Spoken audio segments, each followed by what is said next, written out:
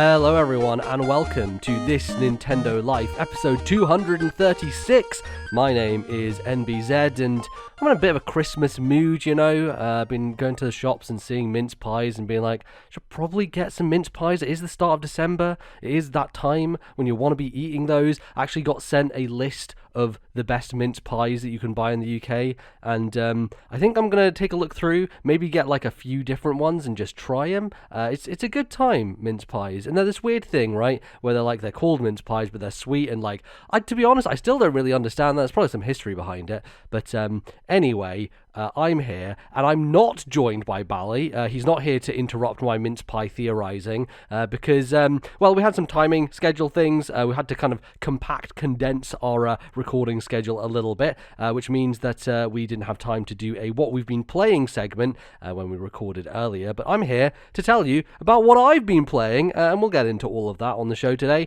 But we will, of course, be having some more exciting stuff as well, because there's, if you take a look at the running time of this thing, there's a lot to get through, because we're talking about our favourite games of the year also. So I guess I'm doing Bally's job for him here by telling you that today on the show, obviously, I'm going to talk about the games I've been playing, which is mainly just Pokémon Scarlet and Violet in particular. But then also in the back half of the show, we are going to have our best games of the year. We're kicking off with our top 10 games of the year that didn't come out this year. I believe GOTYTDACOTY is now how we should now refer it to as, and that's a very fun time. So look forward to that. That will be Bally and I going through our individual top 10s of our games that didn't come out this year, but that we played this year and that we enjoyed. And that's cool. There's some cool stuff in there, and it'll be fun to go through it. But there's some other stuff that I wanted to get to, a little bit of housekeeping up at the top here. If you, listening at home right now, or in the car, or, I don't know, while you're doing your Christmas decorations, however you're listening to us right now, you could go to a computer/phone and go there and type an email address. That email address is ThisNintendoLife@gmail.com. That is ThisNintendoLife@gmail.com. And what you could do with that email is you could write in your favourite games of the year. Obviously, because we're recording a little bit early, we've had to truncate our timeline, which means that you don't have too long to send in those emails. So I'd recommend, as soon as you hear this episode, go ahead, send those to us, because our deadline is the 10th of December. I would say for Americans, the end of the 9th of December, because we usually record in the morning. So probably morning of the 10th UK time is when we're going to be recording our last episode of the year. And so if you can get in your list before then, that would be fantastic, and we'll read them out on the show. We had one in on this show, but we have had others come in more recently, so we'll be doing a big run through of everybody's lists and breaking down what your guys' favourite games were. The other thing I want to shout out is I am doing a bit of a survey with everybody, so if you don't want to do a full email and write in, what you can do, which is simpler, is to go to our Twitter. Over there, I'll actually pin it up, I think, as the top thing, or I'll put a link to it. I'll put a link to the specific thing in the description here. To a Google form, and that Google form is going to have 5 empty slots, and you basically put in what your top 5 games of the year are on Nintendo platforms, of course. So anything that you played that came out this year on Switch, put that in there, and you don't have to do all 5 slots. If you only played 3 games and you think, I want to order these this way, you can do that, and if you want to do the full 5, that's totally cool. If you only had one, if your favorite game of the year was, I don't know, Bumpy's Party, which is not a real, it is a real video game, but it came out on the Wii U, then, you can put that as your number 1. I probably won't count it because it didn't come out this year and was a Wii U game, but, if you want to, you can certainly try. So you go ahead and do that, and what I will do is I will collate all of that data, I'll put it all into a big spreadsheet, and I will figure out what the community's favourite game of the year is, all put together in one big thing. So there will be a link to the Google form, as I mentioned, in the description of this episode, wherever you're listening to it, on YouTube or on a podcast feed. But also, you can go to our Twitter and find a link there if that is easier for you. And the points will be done on a kind of like reverse system, where the number 1 game is going to get 5 points, and the number 5 game will get 1 point, and it kind of goes down. Number 2 game gets 4 points, etc., etc. That's how it works. Anyway, as I try and get my coughing fit to end here, I'm pretty much better now. It's taken like 2 weeks for me to do so. Let's get in to the show, shall we? Let's talk about Pokemon Scarlet and Violet. Last time I chatted with you all, I was about, I would say, 9-10 hours into the game. It was the first weekend it had come out. I played a good amount of it. I was enjoying it. Obviously, technical problems, still a big deal. And it's interesting, since then, Nintendo have actually come out and said something about it. They have gone to social media and said, hey guys, we know. Look, you're loud on the internet. You were being loud on main. And we thought, you know what? We should maybe listen to you this time. And so now the game has been patched. I have not yet patched it because my game is still in sleep mode at the moment, and I need to save. I'm kind of like at the end of the kind of main game, and need to go to some study or something and talk to some person, so I haven't saved and switched off yet, but as soon as I do that, I will. And hopefully that will help improve some of the issues people have been having. I don't think it's a performance patch necessarily. I think this one is fixing some bugs with stuff like the RNG that was happening and competitive stuff, which sounded like a nightmare, and some other like bug fixes and those types of things. The performance side of things, I don't know how much better they can make it, if I'm honest. You know, they didn't have much time, but also like there's something to do with foundations, right? Sometimes, like with games like this, who knows? I don't know how much involvement they had from other studios under Nintendo's banner. If that's going to be something they're doing now, do they give Monolith a call? Who knows what happens there? But I do think that it hopefully means Nintendo will do something about it, right? Like, I think as a company, their image is very important to them, and I think part of Nintendo's charm and part of their aura is the almost like mythic status their games earn from a polish perspective. Like, you look at something like Mario Odyssey and it's like, I played that game a long time, and I like looked in every corner and nook and possibility and tried to, you know, see if there were ways to break it, but like, my god, that game is like polished to perfection. It's a shining diamond of a video game. And you just don't get that with many other companies, you know. It kind of like makes them stand apart. But it also means that when they put out projects like this, which are clearly less impressive, let's say technically, then it probably kind of tars their reputation in a way. And I would say that, like, obviously the Pokemon company has a lot to do with putting these games out and saying, hey, look, we've got to make money, we've got to do this. But Nintendo are probably also like, hey, look, we got a third of a stake in this thing. We can't have this continue to be like this forever. So I know we had to get it out on time, but look, let's try and fix this mess at least a little bit so it's like passable. Which, you know, if you look at what Arceus wasn't the prettiest looking game, but it did run well, right? Like it held 30 frames pretty solidly throughout most of that experience, and I don't know, maybe it's to do with the complete open world here and rendering all that stuff, but I don't know, they hopefully should find a way through it. And, you know, the thing is, here's the bottom line. I had a great time with this game. I really enjoyed it, and I think, yes, the technical problems marred the experience somewhat, but I just think that, like, as a game, as a step forward for Pokemon, it's a really, really fresh and exciting thing.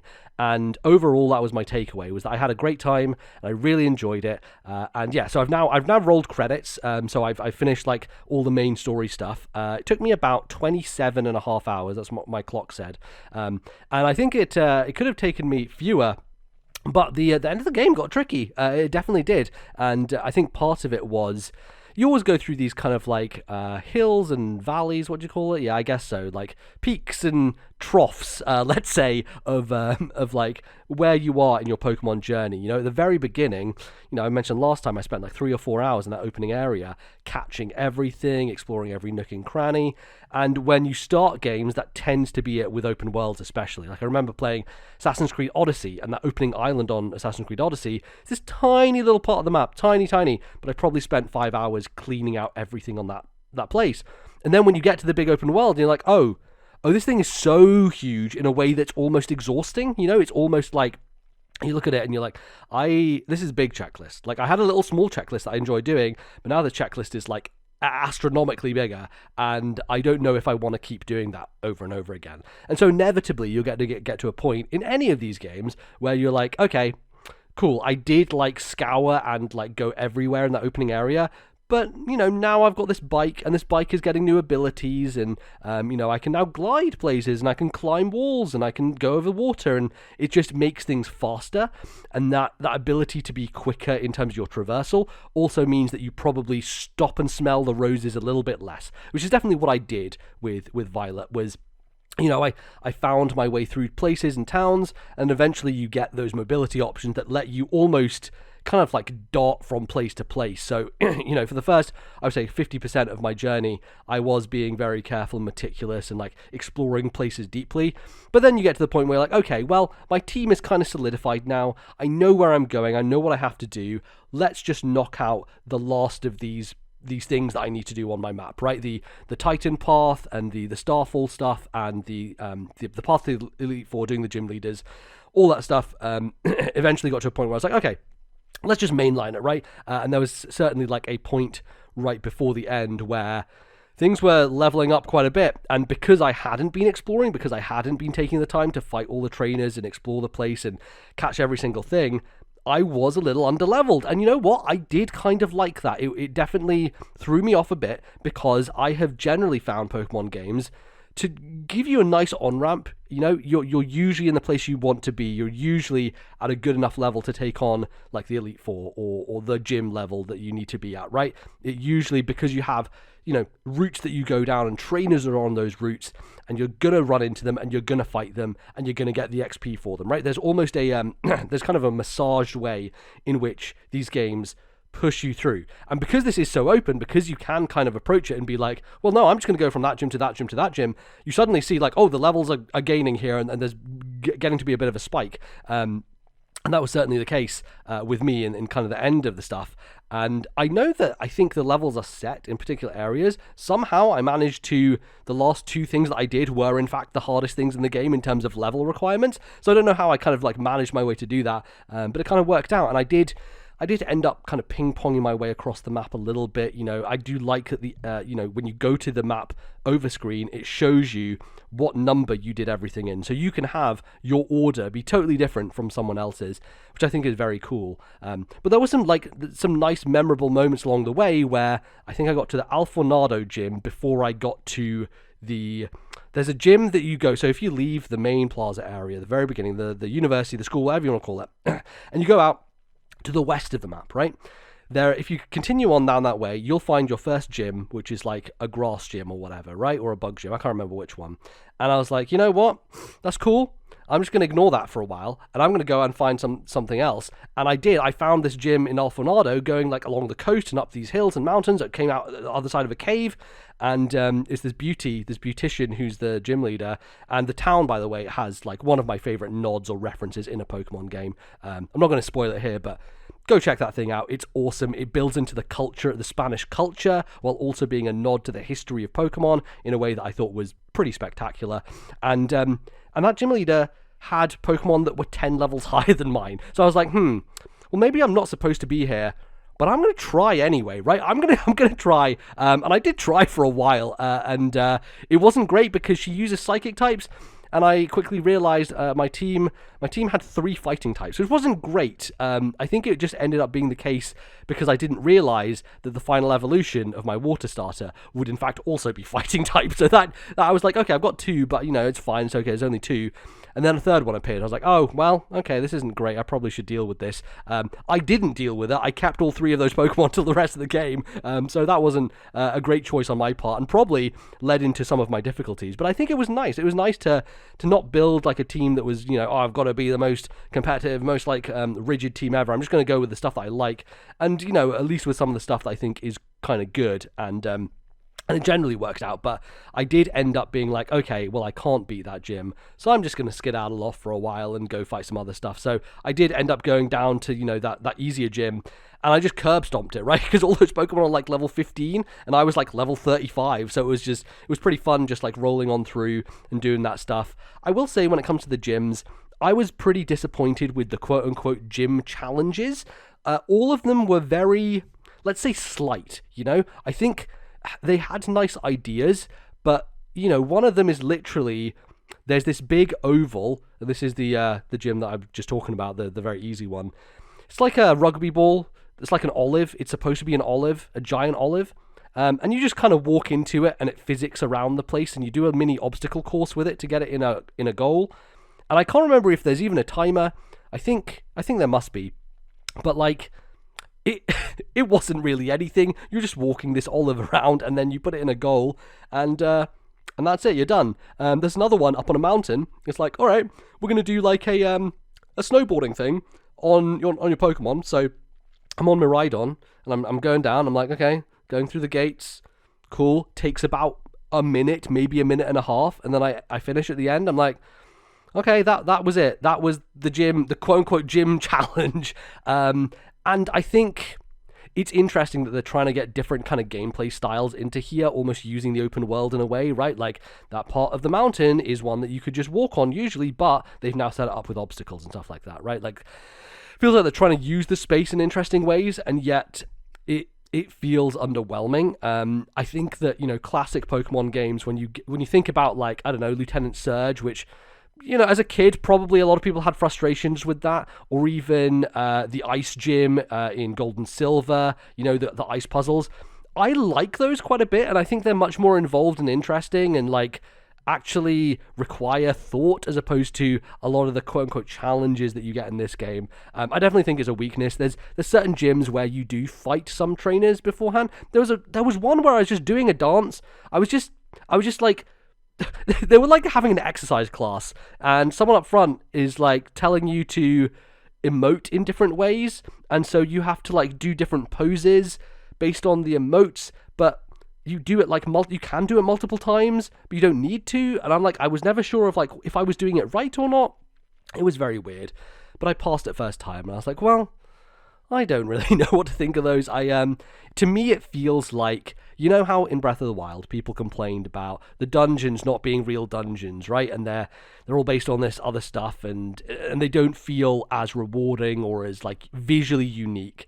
It's kind of what it feels like they've done with the gyms, where they're like, if I'm honest, aside from the gyms that I got stuck on a couple of times because of the difficulty level of them, I don't remember any of the gym leaders. I don't really remember any of the towns, aside from the specific ones, like the one in the snow up top, because it's kind of like hard to forget that.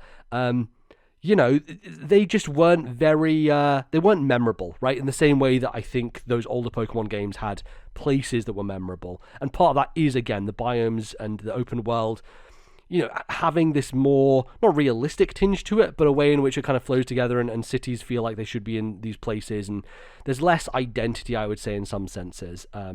So I think that kind of leads into that idea. That's why the gyms kind of didn't work that well for me, but I did like some of the things they did. There was one where I had to go around town hunting down clues by talking to people to get a phrase that I would then say at a restaurant, and then the restaurant wouldn't cook the meal, but you'd say, I want this with this and lemon and stuff like that, and then that was the code to do the gym battle. And that was probably the most fun one in terms of running around and talking to people. Like, it involved you going around the whole town, talking to different NPCs, actually going to like shops and stuff and being like, oh, this is the thing they're selling in the shop, so I have to put that together for myself. Like, that was probably the best one, I would say. But it was kind of the only one that was doing something a bit more interesting in terms of actually getting you to think and do something cool. So, you know, I definitely think that's a point of improvement, and I think for the next game it's something they can focus on. But yeah, otherwise, I think so much of the focus of this game is the open world and is that exploration factor that, you know, it was the thing that I was the most involved with, and I really did enjoy just the process of coming across new stuff just in the wild. You just run into something and be like, the fuck is this? It's like a weird vacuum cleaner, you know, or like, you sometimes, for me especially, I would go into later areas, endgame areas, and I would come across Pokemon that were like, well, clearly there's an evolution that comes before this, but I don't know what that was because I didn't encounter it up to this point. So multiple times I would come across the evolution first and then the pre-evolution second, because I just hadn't seen anyone use it, like any of the trainers or the ones that I'd fought, just hadn't come across it, or I just gone to it in a different order so that I was in tougher areas and therefore like higher level Pokemon versus the easier areas. So that was always fun, and it was almost a process of like working backwards in some sense. So one of my Pokemon that I found was Scovillain, which is it's basically it's a plant on legs with 2 hot peppers for heads, and it looks pretty dumb, but I was like, you know what, this is my kind of dumb. Grass fire type. So I caught one of those, and that was part of my team. I managed to catch a Terra type Hound, I believe Houndstone is its name. It's the dog that has a alright, what the hell? It's a fucking funeral stone, what the hell do you call it? A headstone on its head, and it's a ghost type. And apparently that's been banned already. And I can kind of see why, because I was using one of the move that made it be banned. I did use that quite a lot at the end after someone had told me that. I was like, oh, I can see why this was banned. This thing seems fucking broken in a pretty fucked up way, but in a way that I appreciate, especially going through the single player. So yeah, that was part of my team as well as a poor mot. Now, some of these evolutions, I think just finding out how to evolve stuff has always been a point of tension in Pokemon. I think part of it comes down to they want people in the playground talking to each other, being like, oh shit, did you know that you could evolve Feebas into Milotic by being nice to it, right? Shit like that. And it's really hard to figure that stuff out on your own. Like, would I ever have figured out that I had to have my little electric fucking mouse fighting electric thing run beside me for 1,000 steps to evolve? But fucking of course not, right? Like, who would have thought that? So I do think that I wish that they built in. I wish that the world had ways of me knowing that. Maybe there was an NPC that I skipped that said, hey, by the way, do you know if you run around with this guy, he'll evolve? But I think that would be nice, right? Because there are situations where how the fuck do you figure out how to evolve certain Pokemon?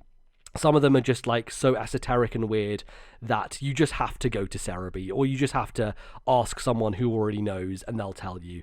It would be nice, because there is a sense of someone like me coming to the game where, I'm there to just see new Pokemon and get surprised. And I don't want to go on the internet and search for how to evolve X, because then inevitably you just see the evolution for X right there. And that happened to me. So Ceruledge, which is one of the Pokemon that I was using, that probably my MVP for the entire game, Ceruledge, who starts out as Sharkadet, a little fire dude. As soon as I saw Sharkadet, I was like, this thing's going to evolve into something cool, I can feel it. So I caught it immediately. I was like, you're going to be on my team. I need a fire type. This is what I want.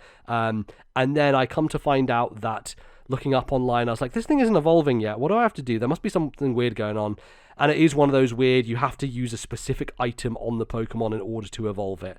And, well, the only way to get that is to go to this one specific town and kill 10 Sinistea, I think, which spawn very infrequently outside that town, and get the crafting materials from them to trade to an old lady who will then give you an item which she doesn't tell you what it is before you have to do this task for her. She just says, I'll give you something cool. So, like, doing this entire little mini side quest to get this item for this Pokemon, yeah, I wouldn't have figured that out on my own, unless I was going around doing 100% of everything and just cleaning out the game. And even then, I don't know, would the item have said on its description, by the way, this evolves Sharkadet? I don't think so.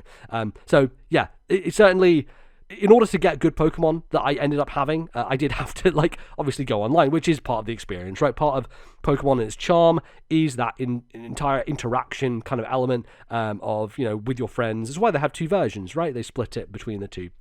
And I think it was good in the sense that I was on Discord asking people stuff and, trying to avoid spoilers in that way. So it can have its benefits, but also, I don't know, I do wish that there was a way in-game to figure out evolutions a little bit better than they have before. But I think the thing that surprised me a lot about this game is that the narrative's not game-breaking. It's not going to, blow your mind or anything. But considering the state of Pokemon and its narrative, I think that this definitely takes a nice step forward. And I think part of it is it invests in characters more so than anything else. You have the 3 quests that you go on, and you have 3 characters who are kind of associated with each of those. And they call them all rivals, and I'm like, I don't think that's really true. Nemona is definitely a rival, and you fight her a bunch, and she's the more traditional, you're gonna fight against her, and she's just horny for battle. That's all she wants to do all the time. She's like, hey, fight me, by the way. I know we just fought, but let's fight 3 more times back to back.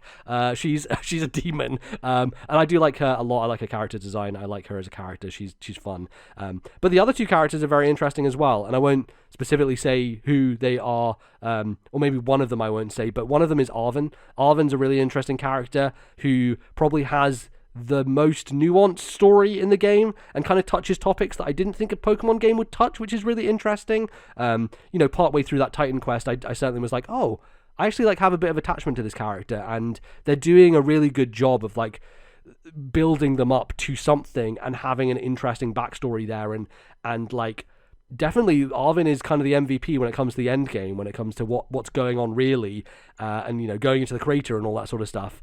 And I think honestly, some of the best character writing in the game is this weird section at the end where you get into the final endgame area, and, I won't spoil what it is or anything, but the tone is just, like, so wild. The music playing is, like, what the fuck, am I in, like, Near Automata or something? Like, the vibe of the music is so weird, and I loved it. I thought it was fantastic, but I was like, what is going on in this place? Like, it's really interesting, and part of that involves those three characters all coming together. Like, once you've done all the three individual quest lines, all four of you go down to this place, and they, as you run along, they are chatting with each other. And what I realized was that I think the weakness in Pokemon writing tends to be that your character is mute, and so you're often having one-sided conversations, right? Characters will come up to you and talk at you, and it doesn't lend for interesting back and forth because you can't have a back and forth. And so finally, in this endgame moment, you have these three characters who have kind of lightly interacted before but don't really know each other, having conversations with each other as you're running through this area. And part of it is a little annoying because the whole voice acting thing, there's no voice acting, so I basically have to stand still while they're talking to each other because I can't focus on running around and reading at the same time because I didn't want to run into Pokemon and get into battle and then halfway cut off the conversation. But some of the stuff that gets said in there, like, reveals backstory about the characters, like, endears you to them, makes them have interesting relationships with each other. And, like, don't get me wrong, this isn't, like, the most in-depth, kind of, like, emotional big beats of storytelling, but there's enough of it, and there's a long enough time you're down there that you have multiples of these conversations, and you learn quite a bit about, like, those characters. And I was like, why wasn't there more of this in the game? Like, I do think that is a weakness here, and the other weakness obviously being the lack of voice acting. Like, it's so fucking bizarre to go into these full cutscenes and characters' mouths will move, the lips will flap, and nothing comes out of it. It's just off-putting in a way that I understand the Pokemon Company is just, like, mired in so much shit. Like, they need to get so much stuff done, especially with these games on such a tight schedule and, like, working in 3D and HD now in a way with a big open, expansive open world. But fucking hell, man, just let them get voice actors. Like, please, somebody. It feels wrong in this day and age. It just feels... Even back in the era of N64 and PlayStation, PS1 games, Metal Gear Solid were doing voice acting, and people were like, well, why doesn't Zelda have voice acting, And only, like, 5 years ago did Zelda have voice acting for the first time. It's fucking crazy. But I do think that these characters especially, like, there are emotional moments. Like, I would like to hear somebody performing those, as opposed to me just looking at them and feeling strange when these big emotional outbursts happen, and there's no dialogue to accompany it. It's just a little bizarre. So I would think that would be a direction they go for next time, hopefully. We'll see. I don't know if they ever will, but it just feels off. But, as I said, the narrative comes together in a really interesting way, and there's weird and bizarre stuff at the end of that game. And I think it's worth seeing. The final boss of this game, the final fight, I lost it twice, And I think that's something that, for me, was really interesting going in here is I have never found Pokemon games hard. They never are supposed to be hard. This one, I don't think is that challenging, if I'm honest. But I think the fact that I was slightly underleveled and my team wasn't, like, the best compositionally. Like I said, I had 3 fucking fighting types in this thing. So I had common weaknesses across multiple Pokemon, right? Flying being a big one, because I also had a grass type in there. So I get to this final fight, and I'm like, I lose twice. And, like, both times I'm like, okay, I need to reassess, I need to reevaluate, I need to actually have a plan here of, like, who goes in first, when do I make my switches, can I sacrifice this guy so that I can use a revive on this other guy, right? Like, there was real, actual thought going into those fights, and I think that is great, honestly, like, because that hasn't happened to me before, and, there are certain times where the AI will do stupid stuff, it always happens, but for the most part, I was on the back foot, and there was a certain Pokemon, I won't say what it is for fear of spoilers, but it was dark and flying, and it basically fucked my whole team. It just completely it could have swept my whole team. And so I had to come up with a strategy of stopping that from happening, right? Like, of figuring out what do I do when this happens? And it was really fun to do that. I thought it was a really, like, I went back into my items, I was, like, equipping items, I was looking at, like, can I give something a berry? Like, does that make sense? I was, like, trying to actually strategize in a way that I've never been asked to do in a Pokemon game before. And of course, I think if I had spent more time at the late part of the game exploring and fighting all the trainers and, going everywhere the map had possible and leveling everyone up appropriately depending on the trainers and all that sort of stuff, then maybe it wouldn't have been that big a deal. If I'm honest, I did have a pretty sick setup with my Ceruledge. My Ceruledge called Menace, named after a character from Brandon Sanderson book, the Mistborn Era 2 novels, and that Pokemon was my MVP because had Swords Dance, had a good variety of moves, had a new move called Bitter Blade, which is awesome, especially for just playing through the single player. I don't know how effective it would be in competitive, but it's a 90 base power and gives you health back, which is pretty fucking great. That's pretty sick as a move in game because it means you don't have to waste time using potions. You can heal yourself even if you take damage, which is really good because Ceruledge is not bulky. It can take maybe a hit, but then needs to heal back up to be able to take another hit.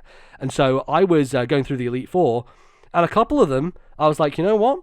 Here we go. I'm going to set up a Swords Dance turn 1, and then I'm just going to fucking sweep. And I did, and I was able to do that for a couple of them. But then, a couple of others, I did have to get creative and change things about. And so I couldn't really lean on that 100%, but it was nice to have that kind of like, hey, I can still do competitive Pokemon stuff. I know what a Swords Dance is, and it's fun. It's fun to do that. And I'm excited to just jump in for a couple of times on Showdown, because I don't think I've actually seen a bunch of the legendaries in this game, right? Like, someone was saying you could get legendaries before going to the Elite Four, and I was like, wait, really? I don't know what to do with that. But then, there's some stuff there that's hidden in the world. There's some weird stuff you come across. There are these weird stakes in the ground. I was like, what are these? Like those weird dark stakes, and apparently you pull them out, and I didn't really know what they did. And then someone told me what they did, and I was like, oh, okay. So maybe there is like a reason for me to go back here and explore and maybe find some of those legendaries. But I still don't think I've seen the full Pokedex yet. I still haven't been spoiled. I don't think I've seen the second evolution of one of the starters even, because your rival takes one, and then you see the final stage of one of them in one of the fights. But I don't think I've actually ever seen the second stage. So, like, even that somehow I've been unspoiled on, which is very, very cool. But, I think that overall, my experience was great, and I really enjoyed it. And I think it's a very easy game to play. You can just roll around, and I wish that the exploration had maybe a few more kind of interesting, unique hidden things to find, like you are kind of breadcrumbed around by the Pokeballs that you find. You're like, oh, there's another one, let's go pick that up and pick that up. And if there are a few more unique things, and maybe there are some things that I haven't found yet in the world, but it's cool to get to a new biome and a new area. Like, there's a giant lake at the top of the map that was just huge, and I was like, oh my god, there's so many water Pokemon in here, and this weird fucking little sushi dragon. I was like, what? And there's this giant, huge, like, whale thing. Loads of interesting Pokemon around that area, and I do think it's worth probably going around and exploring a bit more, and maybe finding some stuff. And I'm not going to catch them all, I don't think. I said that with Sword and Shield. I was like, oh, I'm going to do this. And I spent 40 hours with Sword and Shield. I put a lot of time in that game. But I didn't end up catching them all. And I don't think I will here either. It's just one of those things that it's a fun idea, but then you kind of get into the nitty-gritty of it, and you're like, maybe this takes a bit more time than I would ideally want to do, and do I really want to do it? I don't know. But it's a fun thing, at least for people who do want to do that, and I think that the door is wide open to get into it.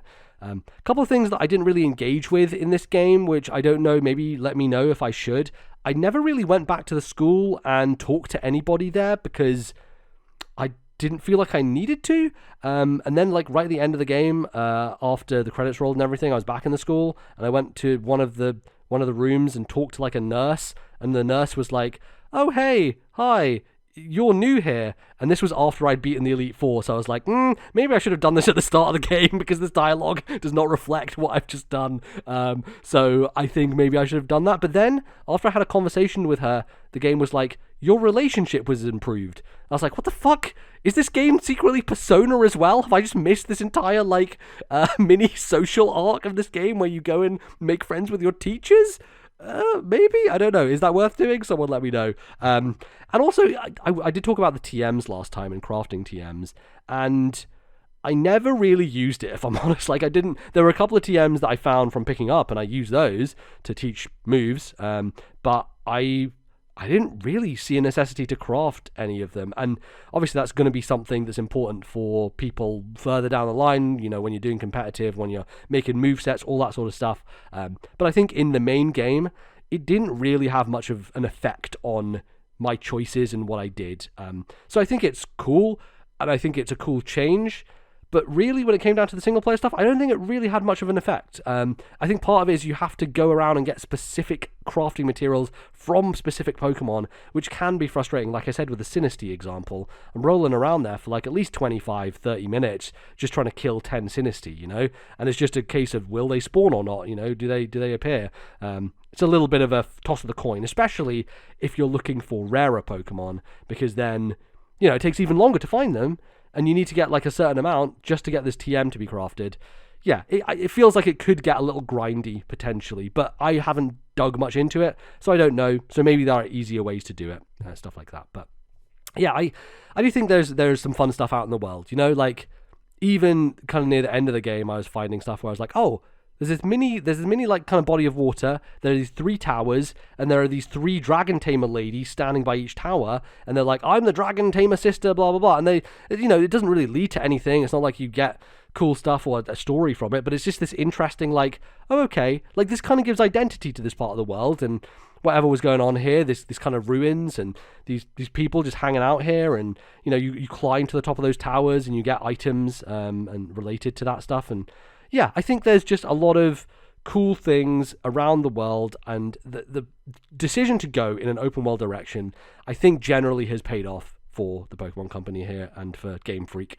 And then kind of for Nintendo, of course, they're having to deal with the fallout of all the bugs and the frame rate stuff. And look, that endgame area as well. Woof, woof. We talk about fucking frame rate in this game. The endgame area does not hold up to scrutiny, let me tell you. But the experience was there. The experience was there, and the story did, I wouldn't say like delivered, like it's not gonna, this ain't fucking Last of Us, but you know, it's gonna give you something more than the series has done before, which I think is good. And you know, maybe that's damning with faint praise, but I did really enjoy it, and I think that there's enough, if you approach it from the right angle, the right direction, with the right attitude, ultimately, I think you'll get a lot from this game. And I think a lot of people have gotten a lot from this game already. Of course, it sold 10 million copies in 3 days. Even in its broken-ass state, it's still, like, it's so funny to me, because, like, people are like, wow, God of War sold 5 million copies in a week. That's,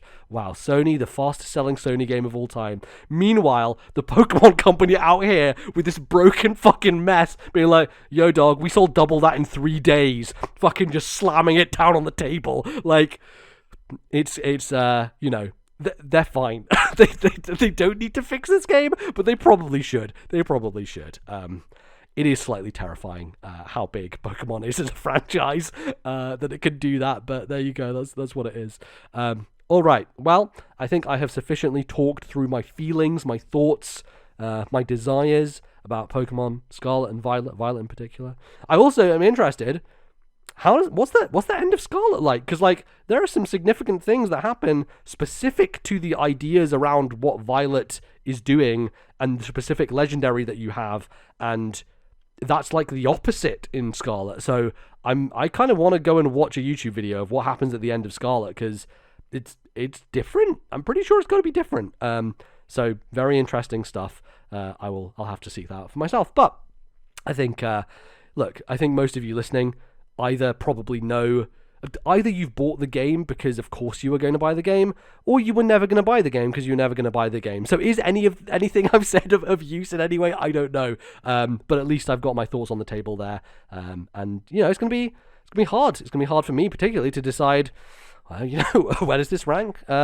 Is this like up there as one of the best Pokemon games? I think in some ways, yeah. You know, in some ways, yeah. And how does it stand up against Arceus? You know, I think that's a decision a lot of people are making at this point in the year for their Game of the Year list, is like, these two Pokemon games went in pretty similar directions, but excelled in different things, and, you know, both very unique, and both the boldest step forward that this developer has taken in a long time, despite all the issues and the baggage around it. You know, I'm glad they're actually taking steps, right? Because if this had been a situation where they put out another Pokemon game that's just like Sword and Shield again, if it's just like another one, and it's also a broken mess, then I think that's a massive fucking problem for Game Freak, because then not only is the game boring and rote and repetitive, but also the game's fucking broken. So, like, I think they, at the very least, they broke their game design and went in a wild different direction with it. And that is honestly the saving grace, because otherwise I think they would have been fucking buried by everyone even more so. So it's good. It's good that they at least are innovating, or at least trying to. And all I ask is that Monolith Soft get to be on board. Look, I know Monolith Soft are like, they're the bedrock of Nintendo. They're like, every developer under Nintendo are like, hey, Monolith, can you help me with my homework? That's basically what they are. They're basically the smart kid in school, and they help everybody with their homework. But maybe we should help Game Freak cheat on the test instead of just helping with the homework. Maybe that should be the thing. And I don't advocate for cheating in exams, but sometimes it's warranted, and this might be one of those situations. So Monolith, fucking go get the answer sheet and give it to Game Freak, all right? That's what we need to do, okay? So there we go. All right, that is enough from me. We will be back after the break, where Bally will be there, and we shall be going through our favourite games that didn't come out this year for some GOTYTDACOTY. Don't go anywhere. We will be right back.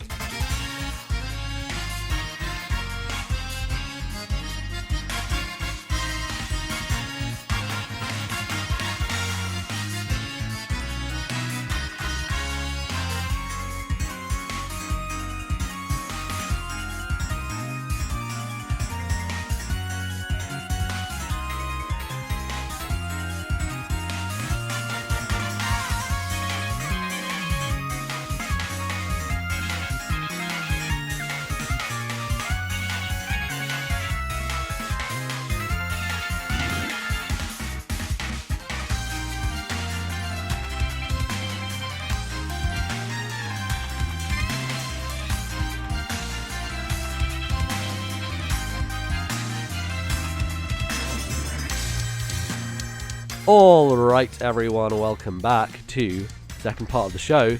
It's a biggie. It's December. It's the end of the year, and that means it's time for one thing and one thing only. It's time for GOTYTDACOTY. Yes, of course, the games of the year that didn't come out this year. We have decided to just go with that acronym now. It just sounds stupid in a way that fits the stupid long name that we came up originally with. So it is forever and forever shall be GOTYTDACOTY. As stupid as it is, games that we've been playing this year that didn't actually come out this year has been a stalwart part of the podcast, Yeah. Like right from the off. This goes back to the days when we'd play 3 games that came out on Wii U in the whole year of 2014, and we're like, what are we even going to talk about at the end of the year? Yeah, so exactly. We're going to talk about the games that we played that year that didn't actually come out that year. And it was almost out of necessity in a way, right? And as the Switch now covers most of the games that came out in the year of 2022, there's still value in playing the old games that we are catching up on in our massive backlogs, and that we need to shine that light.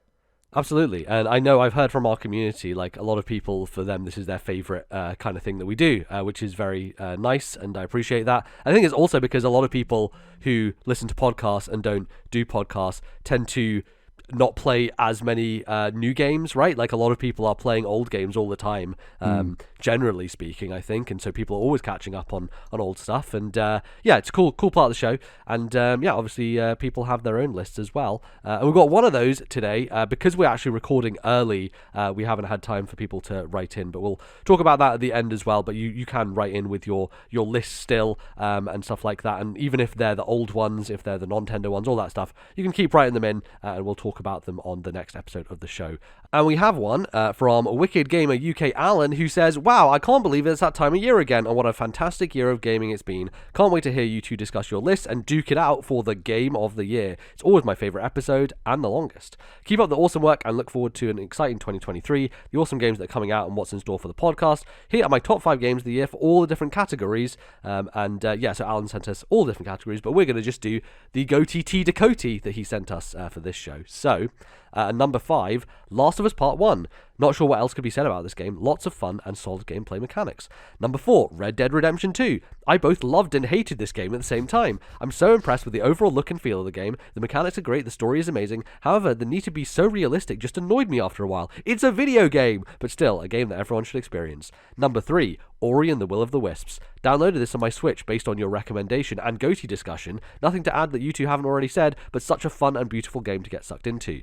Number 2, Zelda Majora's Mask. This is another game I have love-hate relationship with. Thankfully, the save states available on NSO make this bearable. I appreciate the different approach the developers took with this one, especially the darker tone, but I didn't love the time mechanic. Number 1, God of War 2018.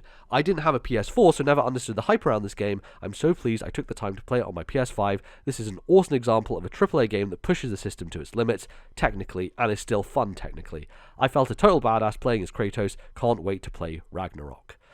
Very good. What a list. Definitely, some very strong contenders in there, right? Like, this feels like, hey, have been out of video games for a while and came back and played some bangers, right? Yeah, totally. And we really do need to get to Majora's Mask. Oh my god, it's the last Zelda game that I need to play. We've been putting it off for a very long time. Yeah. And we need to play that, and then we can claim that we've played every Zelda game, maybe minus the NES games. That they don't really count as video count. games, it's fine.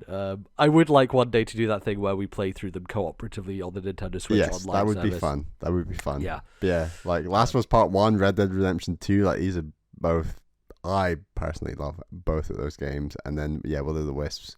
That was our GOTY. That was our actual GOTY from 2 years ago. Will of the Wisps, I think, is just the best Metroidvania ever made. Yes. I think officially. Yes. It's just exceptionally good. Someone at work beat it recently and was like, it's like one of the best games I've ever played. I'm like, yes, join the good side here, the Ori side, which is very exciting. And God of War 2018 was like the first non-Nintendo game I ever played. Buying a PS4 in 2018 and playing that game, and it's a incredible, obviously narrative-driven, focused, cinematic game. But playing Ragnarok right now, and it's a great start to that story and that kind of whole reboot. Would highly recommend. Very good. As we mentioned, you can send in your list to the podcast. We have a deadline of the 9th of December, which is only a few days after this podcast goes up. So if you would like to, you can send those in to our email address, which Bally is. Email address is thisnintendolife@gmail.com. That is thisnintendolife@gmail.com. Lovely, and we'll remind you of that at the end of the show as well. You can also hop onto our Discord, which is linked in the description, and post your list there as well. We'll be doing some call-outs earlier before this episode goes up, also to get your lists. But send them in. It's always a fun thing to look at the community and see what everyone is playing. Without further ado, Bally, let's get into GOTYTDACOTY for 2022. What are the games of the year that didn't come out this year? We both have top 10 lists, individual top 10 lists. These cover every video game platform. So, stuff that we've played that's old, we kind of just lump it all together. If we played it on PlayStation or Steam or wherever, or even on Switch, even on GameCube maybe, who knows? We will put it all in this one list, and we have 10 games that we go down in reverse order, starting from 10 going down to 1, and we'll go back and forth between Bally and myself as we count down on our list, and then we might have some honourable mentions that we'll do at the end, that kind of thing. Before we jump into it, Bally, looking at your list, how do you feel about your GOTYTDACOTY this year? For me, it's the kind of list that year on year, I think, gradually loses a little bit of quality each year. And I think that's just because coming out the gate in 2018 and buying a PS4, it was like, right, I want to play all the Sony, this Nintendo classics that I've missed out on. So like Uncharted 4 and, Last of Us Part 1 and all these things. And now that I've played a lot of those, I do think this list is arguably slightly weaker, but I still think it's an incredibly strong list, and I still had a great time playing these games. I should also say I think I played 15 games total, so this is my top 10 out of those 15. So there was only 5 games didn't make the cut.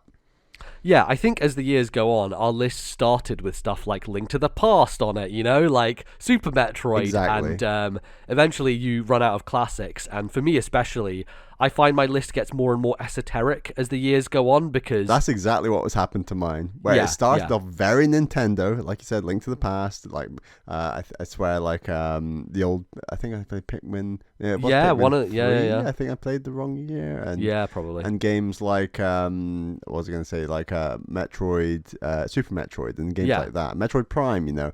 And then it became very non-Nintendo. So Last of Us, Uncharted, all these games, and now it's back to.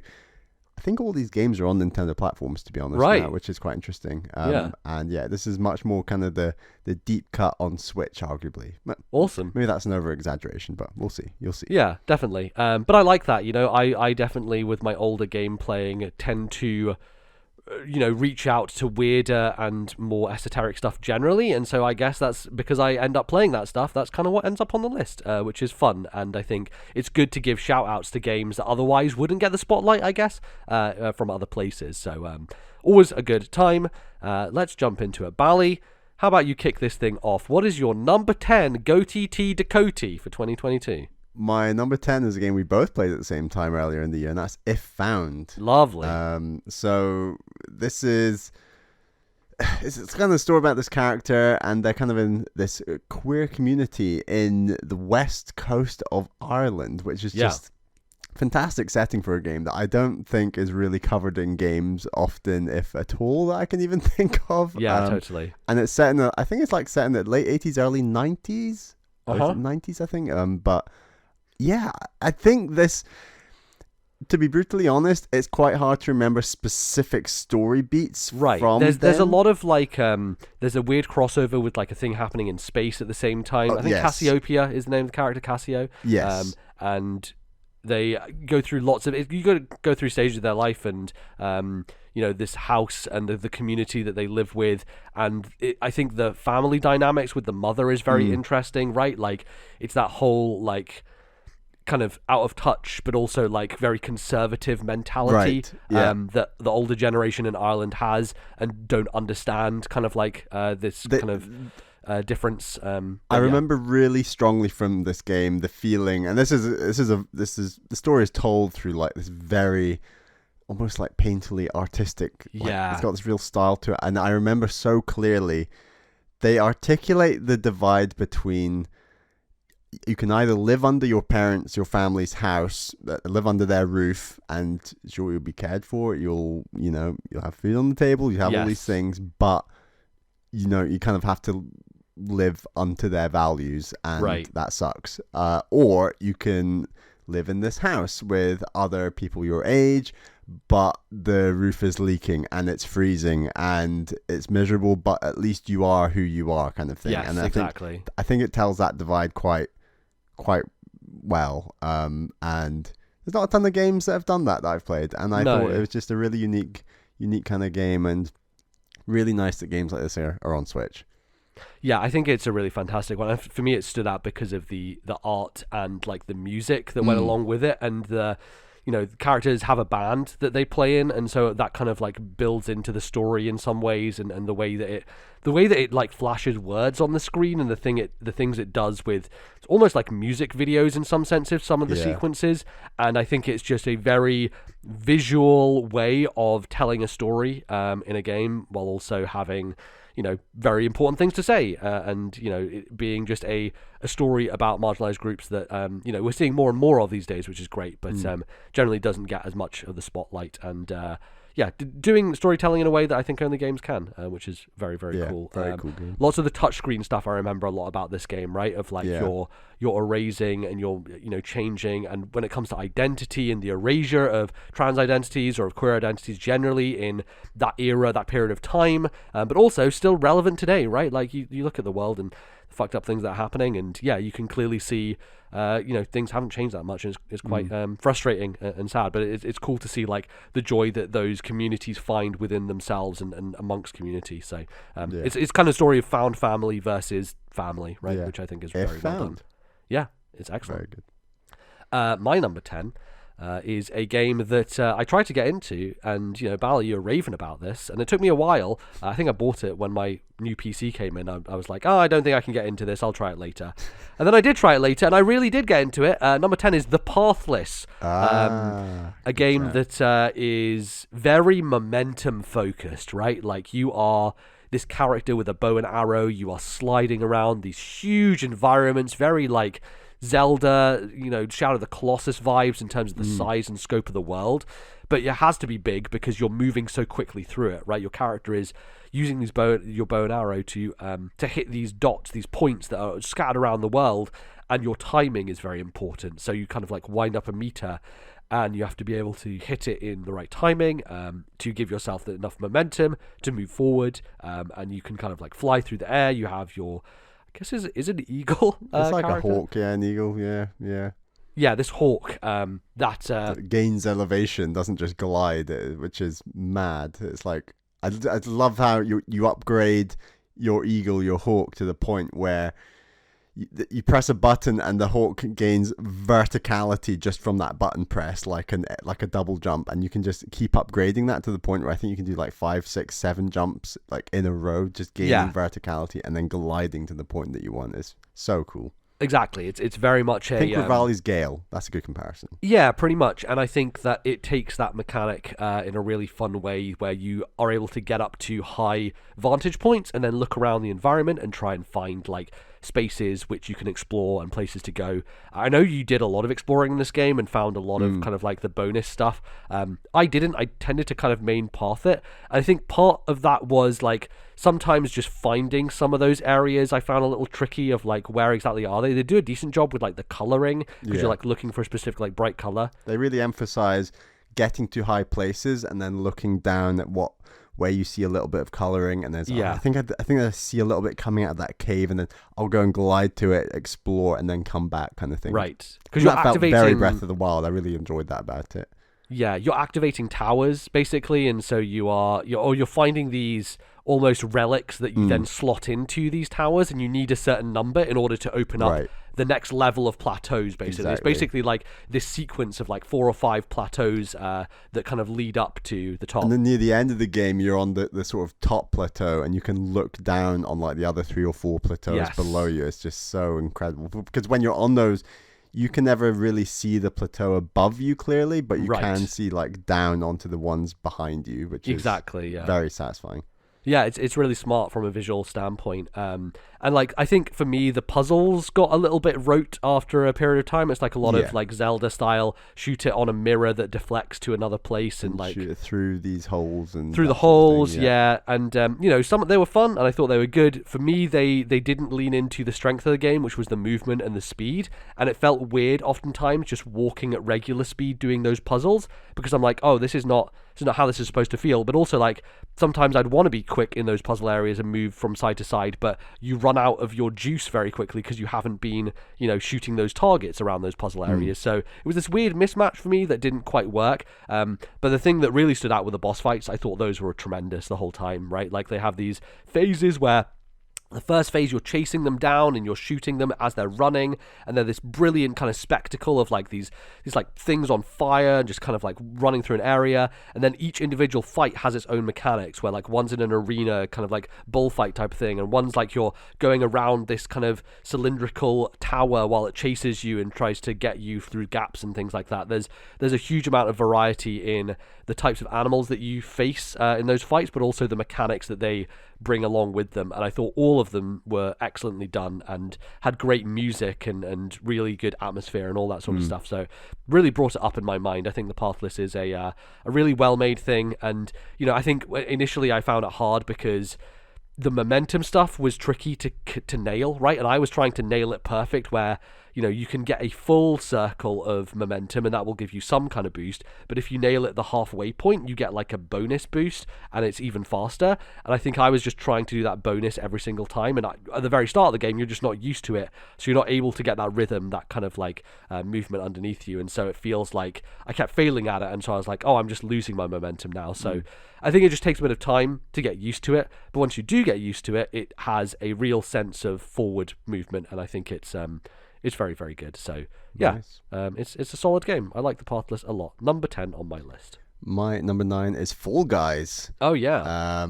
Yeah, this came to Switch, although I actually played it on Series X, but I mean, it became free to play, essentially, is what I should say, and I just had such a great time with Fall Guys. I think it was made more positive in my mind by the fact that I managed to actually win a solo match and record it.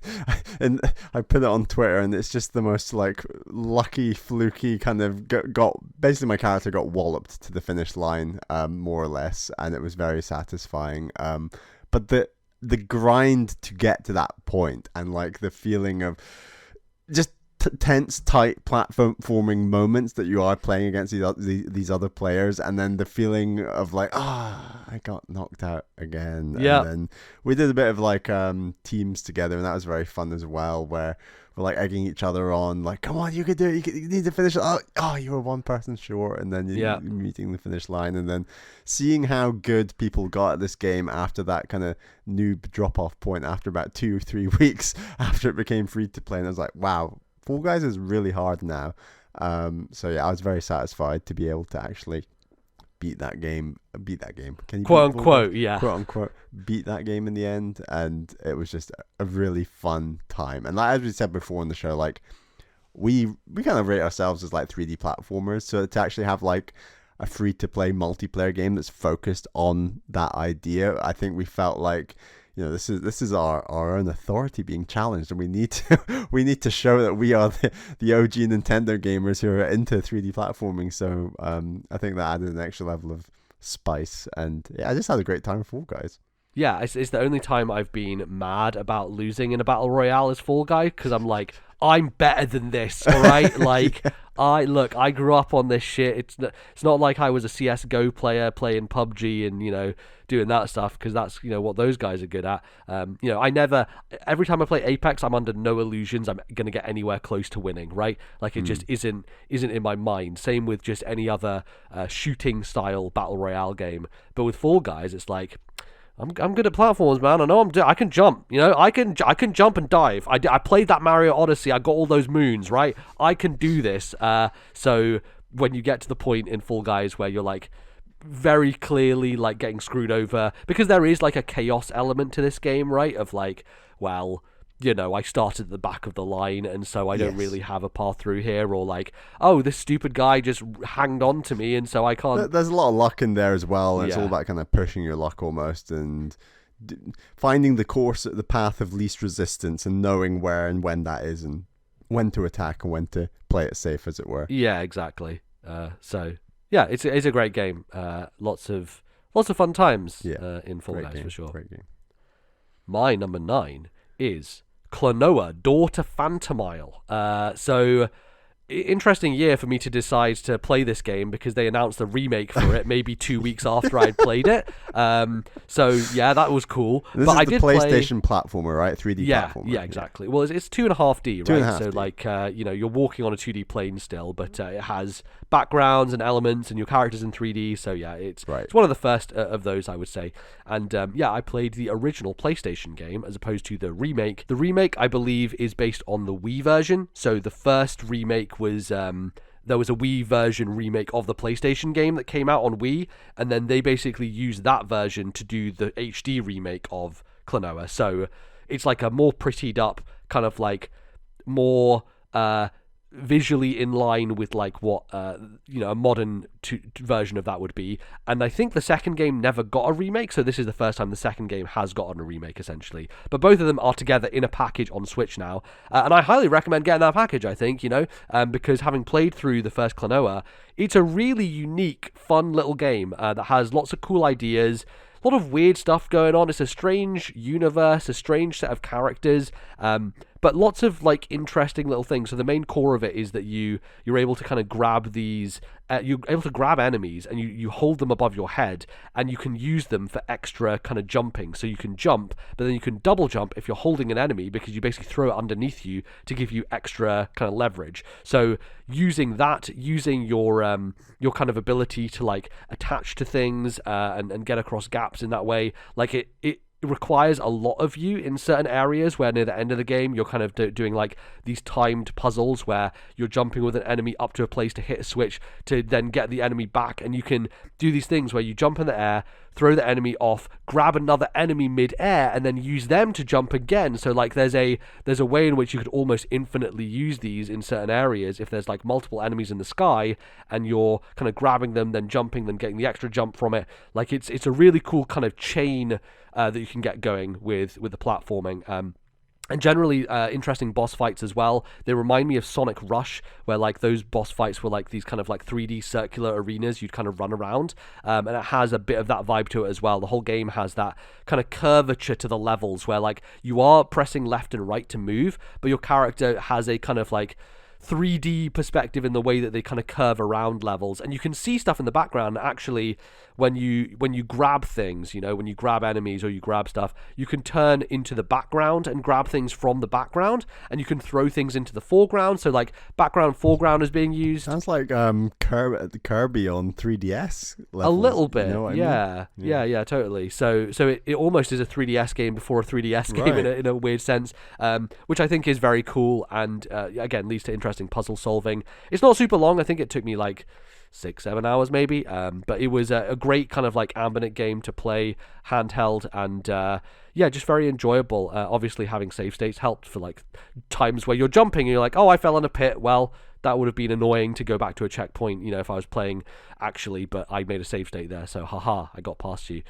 Just one of the benefits of playing older platformers with those types of things. I think the checkpointing is probably better in the remake because they do updates and things like that to it, but a really cool game, and I really want to play the second one, and I will probably wait for that remake to go down in price a bit, because I don't really want to play through the first game again. You know, obviously it looks prettier and stuff like that in the remake, but I kind of just want to play the second game, so I think I'm going to wait until the price drops on that remake and play Klonoa 2. And then there's a bunch of other Klonoa games that I want to check out. There's a GBA game that looks awesome, like visually very cool. Obviously GBA games have a style that vibes with me, but I would love to see more from this series, and hopefully someone finds a way to bring it back at some point. I guess they're trying with the remake, and hopefully that sold well enough to where they're like, hey, let's take a chance on Klonoa again. Let's do another Klonoa game. So that's Klonoa, Daughter Phantomile, my number 9.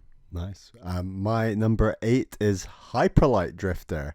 This is another game that Emmy says like, Bally, you gotta play this game. And it's taken me a while, but I finally got around to Hyperlight Drifter. And I'm surprised it ended up on your list, because I remember us talking about it on the show, and from my recollection, you didn't seem like you hated it, but you seemed a bit more down on it, I guess, in certain aspects. But yeah. Yeah, I think like the Zelda aspect of the navigation and working out where to go next and getting the next doohickey to unlock the next area was mainly my biggest frustration with it, whereas I actually thought the combat especially really elevates this game to make it on this list, to be honest. And I think like the boss fights, and I do like the vibes of the game as much as I didn't like the world, if that makes sense, where I think totally.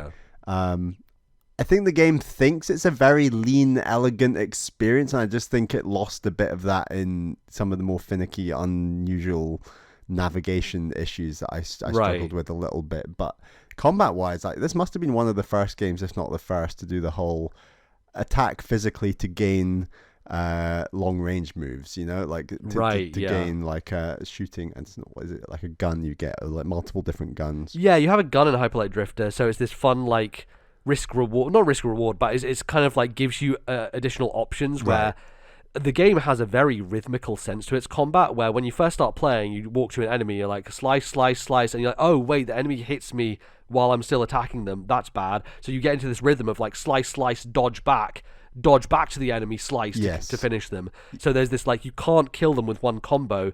You basically have to like do a couple of hits, then get out of their way, and then come back to finish them off. And that sense kind of builds through all the different enemies that you fight throughout the game, and the bosses as well. I agree with you. The bosses are probably the highlight of this game. They are so well done, and just have that pattern recognition thing, but also just that sense of like, oh, this is tough, but I can get through this if I just play carefully and smart. It's tough, and they're all very different to each other. Like it's not like, oh, this exact type of boss again. Like I do think the bosses vary it up massively. Yes. And you're right, the combat initially, it feels very like, why is my character almost attacking on this slight delay almost, and then you realize like, oh, actually the enemies are also on this slight delay, and it's all rhythmical and kind of like happening at the same time, as it were. And like you said, shoot, dodge, shoot is like a good strategy, especially early on. Just kind of identifying what gun you like the best and how that matches, and yeah, it's very cool. This game came out quite a while ago, right? Like it was like 2016, I want to say. Okay, yeah, and it's obviously got the next game's coming out next year, I want to say. Right. Well, it's currently in. It's going to go into early access, I think is the case. So it's not actually out yet, but it will come out into early access. I know Danny O'Dwyer over at NoClip, they are doing a documentary similar to what they did with Hades. They're doing with this studio on Hyperlight Breaker, which is their next game, which is very different because it's a 3D action roguelike, you know, like it's different territory, but like visually kind of similar. And obviously still need to get around to, what the hell is it called, the other game that they made last year, the 3D platformer one, which looks awesome, but I just haven't had the chance to, you know, they are working on something in the same universe, let's say, but obviously, you know, Hyperlight Drifter is a top-down pixel art game, so it's very different in scope and scale to what they're currently working on. But if you like the combat of games like, I don't know, Death's Door recently and stuff, like this is definitely, Death's Door is 100% like taking directly from this game with like the whole shoot and melee attack combo thing that's going for. And I personally prefer Death's Door, but I still think Hyperlight Drifter is a very good game and would highly recommend it. And yeah, it definitely deserves to be on this list, even if it is a little lower down. Yeah, that's good. It was one of those, I remember when I played it, I was like, NBZ, you have to remember this for the end of the year, because I think I played it in like February or March. I was like, you must make this your game of the year, okay? And you must remember it. And then I did. I made sure to do that. So, and I think it's the type of game that's really inspired a lot of games recently. I just mentioned Death's Door. What's the Unsighted? You know, like another one that has a real focus on combat. Totally. As much as that game's strong in exploration and other things, but like I think the kind of like Zelda style, but with a focus on combat style of indie game has been quite popular the last few years, and there's definitely more to come. And I feel like this was one of the first who kind of like went for that genre, so would definitely recommend. It feels like they also have like a bit of a Souls crossover as well, right, in terms of difficulty and things like that, you know, like there's definitely that blend there of this type of combat. Often generous checkpointing, but very brutal bosses. Exactly, yes. Yeah, they kind of like put you up against the wall because they know that they can throw you against the thing hundreds of times and you'll be okay with it. I generally fall on the side, I think you do as well, of like, I would take Unsighted over both Death's Door and Hyperlight Drifter just because of its kind of like puzzles and dungeon stuff, as well as the excellent combat, because I think Unsighted has fantastic combat alongside that stuff, which is kind of what elevates it for me. But I agree. Yeah, Hyperlight Drifter is great. Glad to see it on the list. My number 8, could you tell this is a year where I got emulation handheld? My number 8 is Final Fantasy Dawn of Souls, the very first Final Fantasy remade on the GBA. Wow. Cool. A cartridge that I remember seeing so many times when I went to WH Smith's. Like, my memories of going to WH Smith's are seeing those. I can't believe WH Smith sold Game Boy Advance Mate, games. they did, like, they had a whole wall of those NES games on GBA, and I was like, those look old and poopy. I don't want those. I think they were like 10 to 15 quid as well. They were like, they're pretty cheap. I think, they were 20 quid, which I think even back then for NES games, come the fuck on. 20 quid for Metroid 1? Like, a bit of a joke, let's be honest. What a moneymaker. You know, I could have unlocked Metroid 1 if I'd played Metroid Prime or whatever, right? But anyway, I remember seeing this cartridge, Dawn of Souls, a lot. And I remember looking at the back of the box and being like, wow, those sprites look so good. Because, like, you know, I love Fire Emblem and Pokemon, and, like, sprite art, even back then for GBA games, I was impressed by. I remember looking at the back of the box and seeing some of those bosses and be like, holy shit, this looks amazing. But I was just a bit intimidated, I think, by the idea of what Final Fantasy was. I hadn't really played RPGs at all, you know? And so it took me a while to eventually get to the series and play Final Fantasy games and get into them. And then I was like, you know what? I should revisit. You know, as I've stated on this podcast many times, one of my life goals is to play every Final Fantasy and every Dragon Quest, right? And so I decided, hey, let's go back to the first one, this GBA remake, which is in my wheelhouse, right? Like, if I play the NES Final Fantasy, I don't think I'd have a very good time. But the idea of this GBA remake, where it's visually kind of speaking to me, I thought, you know, this is the way to go. And I absolutely loved it. I think it is so cool as a kind of piece of history, as a look back on what Final Fantasy was before it had an identity, right? Like, did they mechanically change much? They definitely made it easier, right? Okay. Like, I didn't have that much trouble. It wasn't a difficult game, and I think that's different from the NES era where all these games were fucking impossibly hard. So it definitely feels balanced in a way that it's much more approachable. But for me, the identity of Final Fantasy is so much built on Moogles and Chocobo and, like, the Sid is a character who always comes back, and like all these, like, there are tropes and there are things about Final Fantasy that has formed its identity in a modern era. And back then, they didn't have anything. So what was Final Fantasy? Well, it was a fantasy-based game, which meant you got dwarves, you've got dragons, you've got, like, elves, you know, these races that don't really carry through to Final Fantasy in the future, you know. They're very generic, typical fantasy races. And, you know, eventually in Final Fantasy XIV, you have, like, the Lalafell, who are, like, the short characters, but they're not dwarves, you know. And you have characters with long ears, but they're not elves. And they have their own markers and, like, identities for these types of races, but back then they were like, no, you're just going to go underground and there's a whole dragon kingdom and there's the king of the dragons and you're going to do a thing for him and go off and do a dungeon, you know, and that's going to be what you're going to do. And I thought it was very, very interesting from that perspective. It's obviously like an old game in the sense that its design is like, hey, go and do this for this guy and you have to find this person and we're not really going to tell you where it is on the map, so you probably have to use a guide. And, you know, I'm someone who grew up playing with game guides, right? We did that with Wind Waker constantly, and yes, I kind of have we're terrified of difficult games. Yeah, totally. And I kind of have like a warmth nostalgia for like using a guide to get through a video game. And so there's a fun kind of thing in finding a really good game guide and just like going through and playing the game alongside it. And that's kind of what I did with this game. Like, there were moments when I was playing on the train where obviously I didn't have access to that, so I'd just be like walking around a dungeon and being like, I think I can get through this. It's probably more difficult, but I can probably find my way. But then coming back home and like opening up the wiki page for the original Final Fantasy Dawn of Souls, and I love when you see like the full map of a dungeon. You're like, oh, finally it's zoomed out and I can see everything.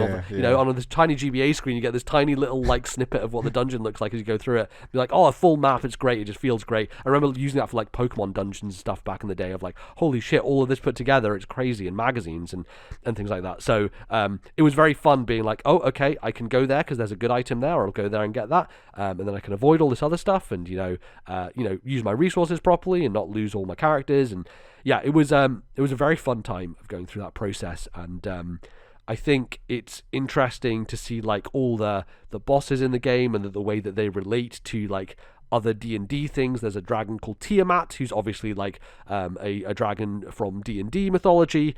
All that sort of stuff is interesting, and you see the links and you see the origins of it. And the sprite work is just impeccable. Combat system, very fun. Like, you have this system where you go to shops and you have to buy spells from the shop, and depending on what your character is, what their magic level is, you can either use it or not use it. And like, I had a mix of, I had a healer, but then I also had a red mage, and the red mage could do both healing and attacking magic, but could never get to the pinnacle of either, so they could never use like the most powerful attacking spell or the most powerful healing spell. So I had to kind of find trade-offs for that, and it was really cool. I really enjoyed it a lot. And that GBA cartridge, Dawn of Souls, actually remade Final Fantasy 1 and Final Fantasy 2. So I do want to go back and play 2 now, because I think that version of it, that GBA style, really appeals to me and speaks to me on a visceral level. So I will go back and play Final Fantasy 2 in the Dawn of Souls collection sometime, hopefully next year. Is the first game worth an HD 2D remake?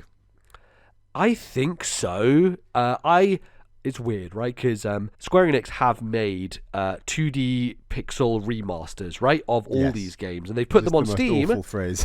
which is just nightmarish, yeah. And the text is bad and all that sort of stuff. Like, I would much rather they just ported the GBA versions, if I'm honest, because they look way better and play similarly, probably. But they're my preference, and I don't think that will be the case, just because they're treating these in a way as like a collection. Like, I imagine next year on Switch we'll get the collection of all the Final Fantasy games, probably 1 through 6, essentially, like on a cartridge, and they'll charge $60 for it because that's who they are as a company. And that's probably what they're going to do. But do they go back and HD 3D one of these games? Probably.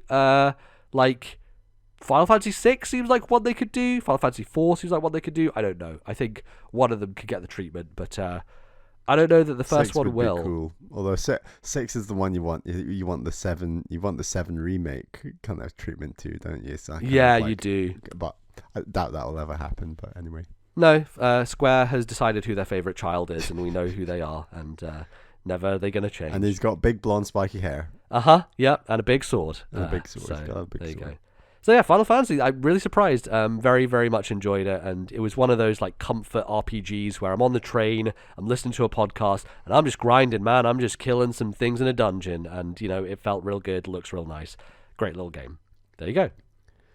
All right, my number 7 is Mario Golf on the N64. Oh hell yeah! Here we go. On Switch Online. The king is back in your hometown, I guess. Exactly, and yeah, I was so like, this is one of my favorite games of my childhood, and played a lot of it on the N64, and have a lot of nostalgia for this game.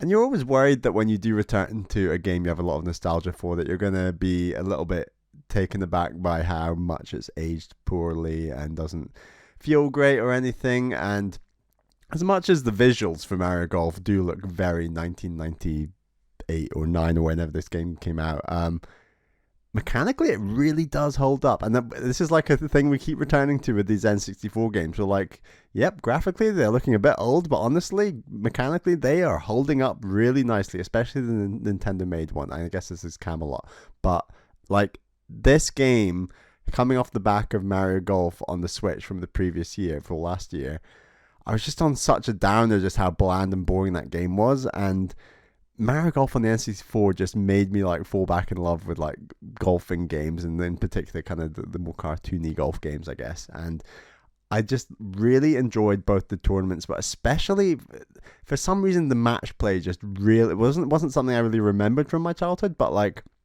the match play with these characters, that's how you unlock characters, is you beat them in match play and then you unlock that character. So the progression with the difficulty of these characters that you're playing in match play was so perfect to my skill level, to the point where I say against Wario, which is one of the earlier characters you play against, like, I'd birdie a hole, then he'd birdie a hole, then I'd birdie a hole, and we would get to like the 18th hole, which for match play doesn't happen often. So like, we would get to the 18th hole knowing whoever wins this hole, like, wins the entire match. And there was this like this tension felt like I was playing a real player, honestly. Like, and I don't know whether it's the AI just reading what I'm doing or whether it's predetermined. I have no idea, but there was just something about the difficulty level that was so perfect with so many of those match plays that I just had such a good time with this game. And I even unlocked like the final course of this game, which I don't think I ever did as a kid. So I've definitely, my skills have improved. Yeah. And God, it was just so satisfying, so nostalgic, but loved it. Now, here's the thing. Were you tempted in those kind of like final moments when it came down to the last hole? Were you tempted to use save states? Did you use save states as you went through this? Did you feel like you had to, or did you not kind of like I don't think I used any save states once, honestly. Wow.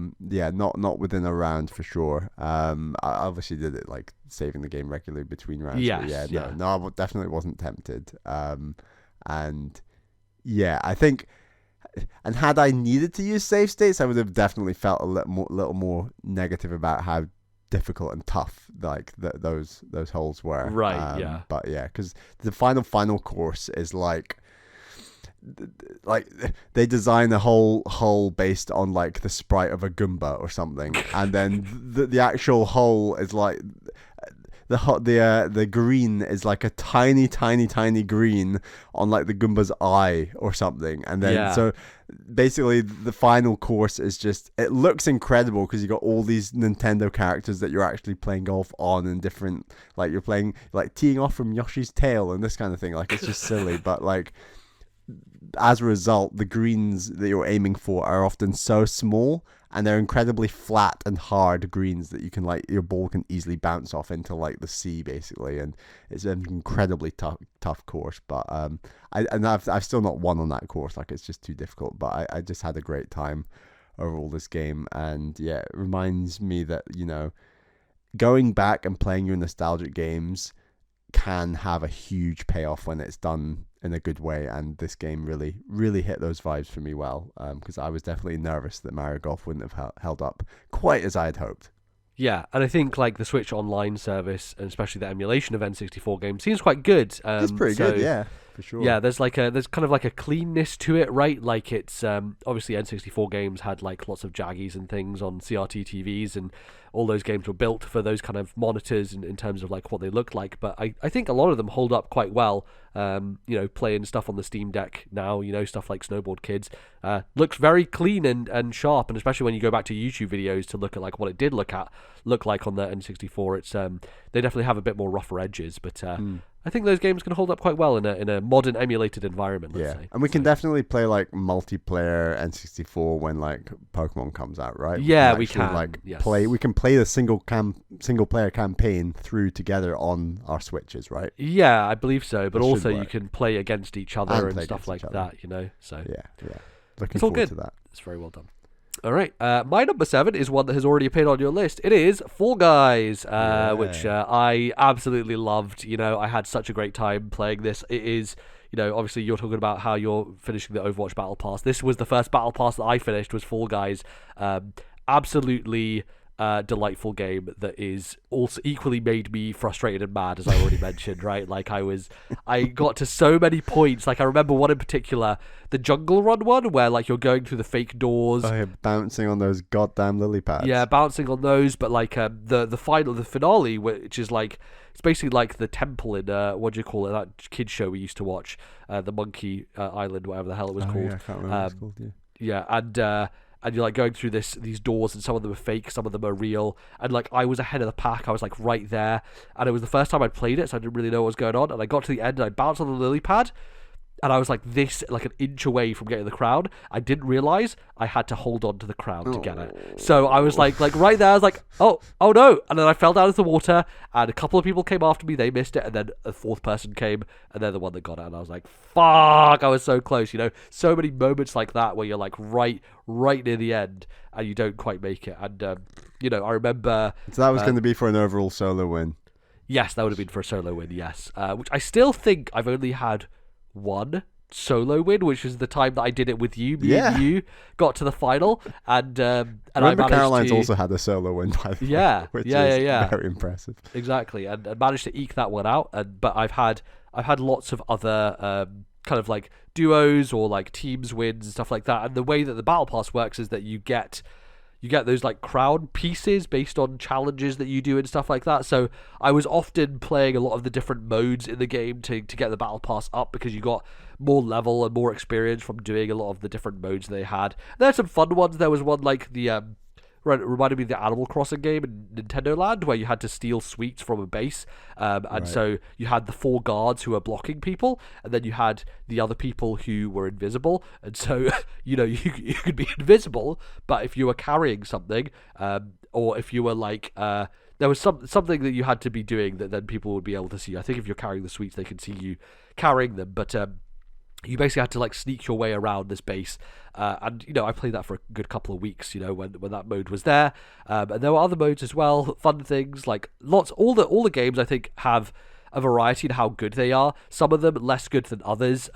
Definitely got frustrated with certain ones, like the volleyball one where it's 1 versus 1, and you're like against this other person on the other side, and it's like, oh my god, it's just so random, it feels like, in a way that some of the games are very weak, but the strong ones are just so strong.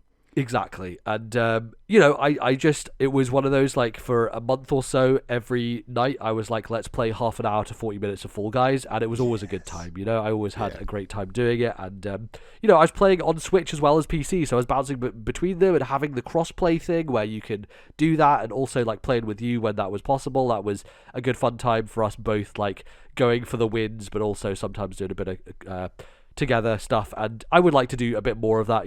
I think it would be a good game to jump back into, and I got enough currency from the Battle Pass itself, from just doing it, that I could just buy the next Battle Pass whenever I want to jump back in and play more Fall Guys, which I don't know when that will be, or if it will be anytime soon, because I kind of got my fill. I was like, I played like a good 25-30 hours of this, which, to do a Battle Pass in a game, that's pretty fucking rapid. It's like 100 levels, and I think there was one point where the XP was double XP, and so I was like, oh wow, I'm just absolutely rocketing through. I remember one night I went like from I went like 10 levels up one night because of just the double XP stuff going on. So I was like, all right, well, this is working out for me. So yeah, lots of fun costumes. I fucking spent money on costumes in this game, for fuck's sake. I bought a Gata Roboto. I'm dressed up as II from Monkey Ball. I do have to say their cosmetic stuff is really good, and it's one of those games where I don't feel bad about cosmetics because, you know, Overwatch is all fun and great, and they have exceptionally designed outfits, but then you play most of the game in fucking first person, so you barely see them, right? Like, it's always been my problem with skins in first person games. It's like, well, this is fucking stupid, because, like, I never see my skin. It doesn't stop me from being obsessed with them. Of course I am, but at least in Fall Guys, it's a third person game, so you get to see your skin the whole time. Yeah, at least you see the back of your incredibly immaculate costume. Totally. Yeah, Overwatch skins only really come into it when it's either play the game or it's the end of the match and you see yourself standing there. Also, dances and stuff, or like emotes. Also, for when you get play of the game and you get your little intro, like that's when you want to show off your costume. You know. Exactly. Yeah, you want a cool costume and you want a cool highlight intro for play of the game is what you want, really. Exactly. But anyway, Fall Guys, I think one of the best battle passes that I've played in terms of making me want to do it and having incentives to do it and like having a fast progression through it. Like, it's a Overwatch could learn a lot of lessons from how good Fall Guys Battle Pass is, because Overwatch's Battle Pass is frankly a bit shit, let's be honest. It really is. And yeah, Fall Guys could teach them a few things. So I hope Overwatch and Blizzard figure that out. But yeah, Fall Guys is my number 7. Very nice. My number 6 is Dead Cells. Hell yes. Another game from the list of MBZ Bally, you need to play this game list. And it took me a long time to beat Dead Cells because I kind of like played it very intermittently for like months at one point. Probably at least 6 to 8 months you were playing Dead Cells. Yeah. Really? Wow. And then I kept chipping away, and then I was like, right, I just decided, like, right, in these next 2 weeks, I'm beating Dead Cells. That's all there is to it. I'm beating this game, and I do think you gain a little bit more, like, understanding of, like, all the different weapons, and having it close to in the top of your memory of, like, what weapons I like, what I dislike, what my strategy is, which rooms to go to, because I eventually just found, like, my route I liked and just repeated that route, which you're able to do in Dead Cells, basically. And yeah, it was just kind of like, I could feel myself getting closer, and I didn't actually know what the final area was, but then eventually I was like, right, well, this is like, I think it's called like the castle or something, like, right. This kind of is hinting at the fact that this is probably the last level before the final boss. And then I think I got to the final boss 2 or 3 times, getting absolutely annihilated by the boss. And then I was like, right, I'm going to try a different strategy. I like a lot of the red weapons. So the weapons that like, they're kind of like pure, they're often like bleeding and power based weapons. And I was like, right, I'm only going to invest in red and see how I do with that. And then I completely eviscerated the final boss the second I mixed that up, which was very satisfying. And yeah, it's as I said on the show when I beat the game, it wasn't as impactful as Hades, but like I'm so glad I played Dead Cells because it is still a really cool, just having that roguelike style of game to add it to like a kind of Metroidvania style world. Really cool stuff, and like really satisfying when you can play around with the weapons that you collect and what you're going to upgrade, what you're going to pick up, and this kind of thing. And it's also quite nice being able to maximize your healing between levels. I know you can't do that in kind of like the pro version of the post game, but yeah, if you have the boss cell, then it makes it basically you get to the end of the first level, and it's like, oh, the jar is literally broken. It's just been smashed, and there's like one potion on the floor, and that's all you get. Oh, God. Which is interesting for sure. Makes it harder, definitely. More intimidating, but yeah, it's, you know, this game is fantastic, and I'm glad you finally got around to playing it. And you're right, like you do, because I was like, yeah, Bally, I don't think you're going to finish this game if you keep playing it in like one run every 3 weeks. Like if you need to build up muscle memory. The game is fucking hard, right? Like you need to build up that idea of like what your build is that you like, you know, what you're going to focus on, learn the areas, learn the enemies, of course. Yeah, you definitely need to play it in a concentrated period of time in order to really kind of bust through that ceiling. And yeah, I'm glad you finally committed to it and got there, because it's a very satisfying experience. And I think the movement is one of those things that for me took me a while to get used to, the kind of heavy kind of, he's very weighty as a character, and so like just the jumping is a little bit lower than I usually expect from characters like that. I still never, I beat that game without ever getting the wall jump.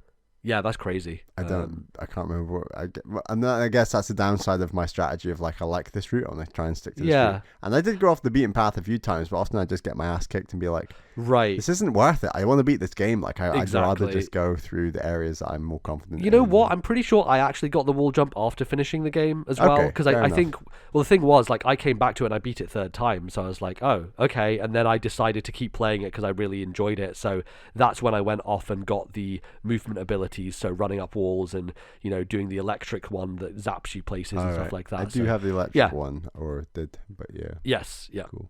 Yeah, good stuff. Dead Cells. Love it. Awesome.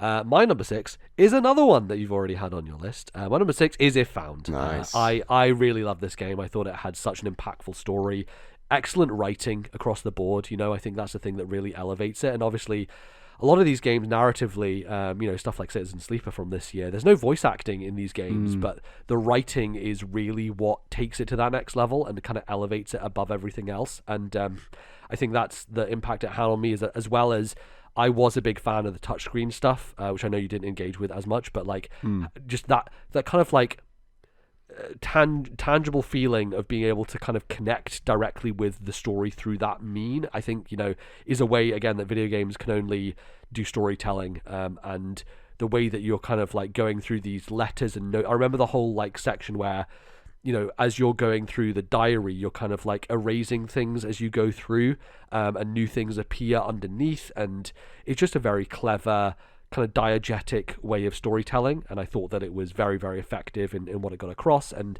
again, you know, these types of games tend to not overstay their welcome. They're usually just like a tight 3-4 hours, and that's exactly what I found is. It's like it has a through line, it knows what it's trying to say, it tells a story, and it makes it kind of like in and out in a short kind of very, very digestible and impactful little package. And I really want to play more games like this, and I want to see more games like this in the industry, and there are lots around there, which is good.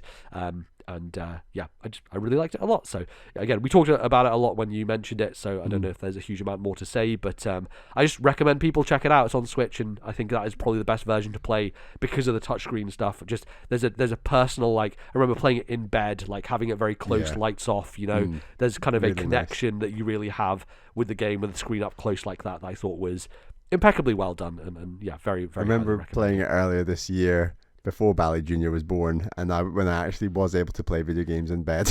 Yes, and it was one of the last video games I played in bed. So it has that association. Nice. More short games. We love short games. Yes, please make them. All right, I think, Bally, we should take a quick break, and then we can come back and get into our top 5. So we'll be back in a minute. See you in a bit.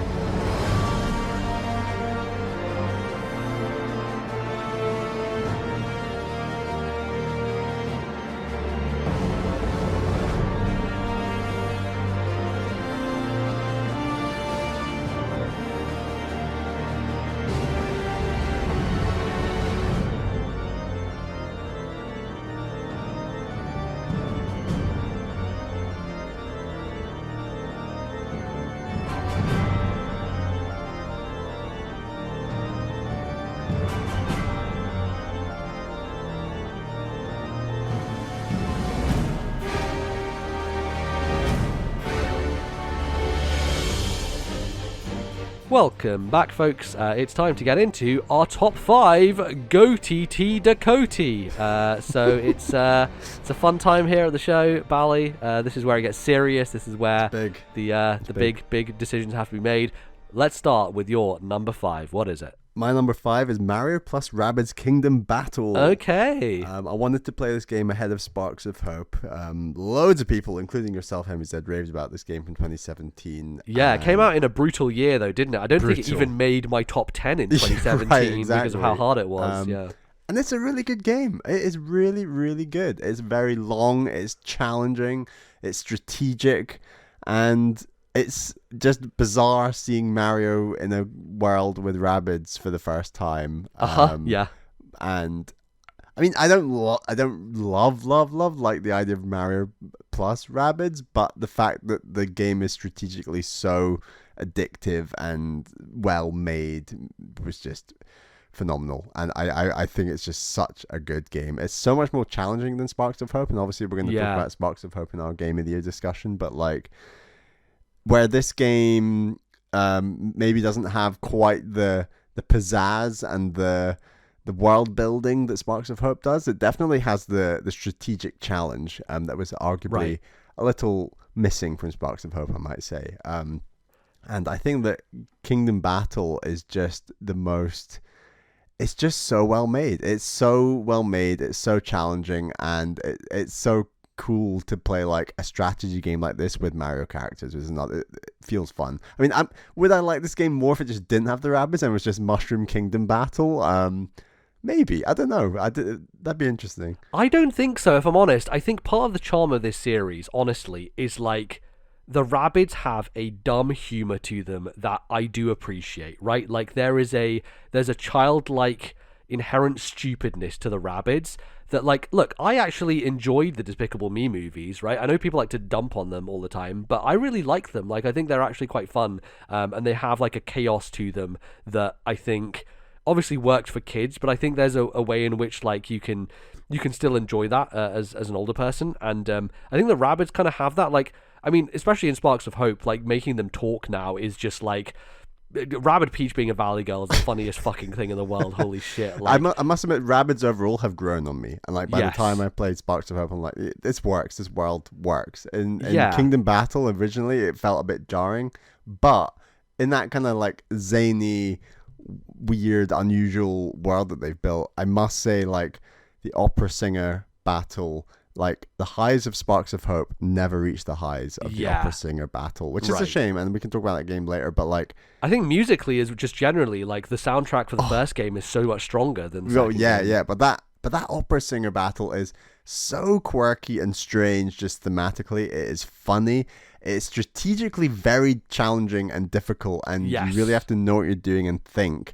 And it just comes at a point where you're not really expecting it in the game. Yeah, totally. You're expecting a boss, obviously, but it's not like the final boss of the game. And he like dunks on Mario and talks about Mario's history and stuff. Like, and it's really well written and funny. It's so unnecessarily awesome. And I think that's what a lot of this game is it's like, wow, this game didn't need this level of polish and cutscene joy in this moment, but it still has it and it delivers, and the game just keeps on delivering. I think the final boss is also very fun in Kingdom Battle, and I just really enjoyed mixing up characters. I will say, like, I didn't love the whole, if you want to mix up characters, you kind of have to invest money in characters. Yeah, like the weapon system and stuff was a little frustrating. Yeah. I also don't think you can skill trees. Like once something's bought, it's bought. And both those aspects were fixed in Sparks of Hope, which was really satisfying to see. But that's not to say that the first game, Kingdom Battle, was a very, very good game, and I'm happy to say it made my number 5. That's awesome. Yeah, I think it's the similar conversation people will have about God of War this year of like, well, you know, the second one probably better, but the first one was the Impact one, and I think Impact versus better game. I totally agree. Yeah, totally.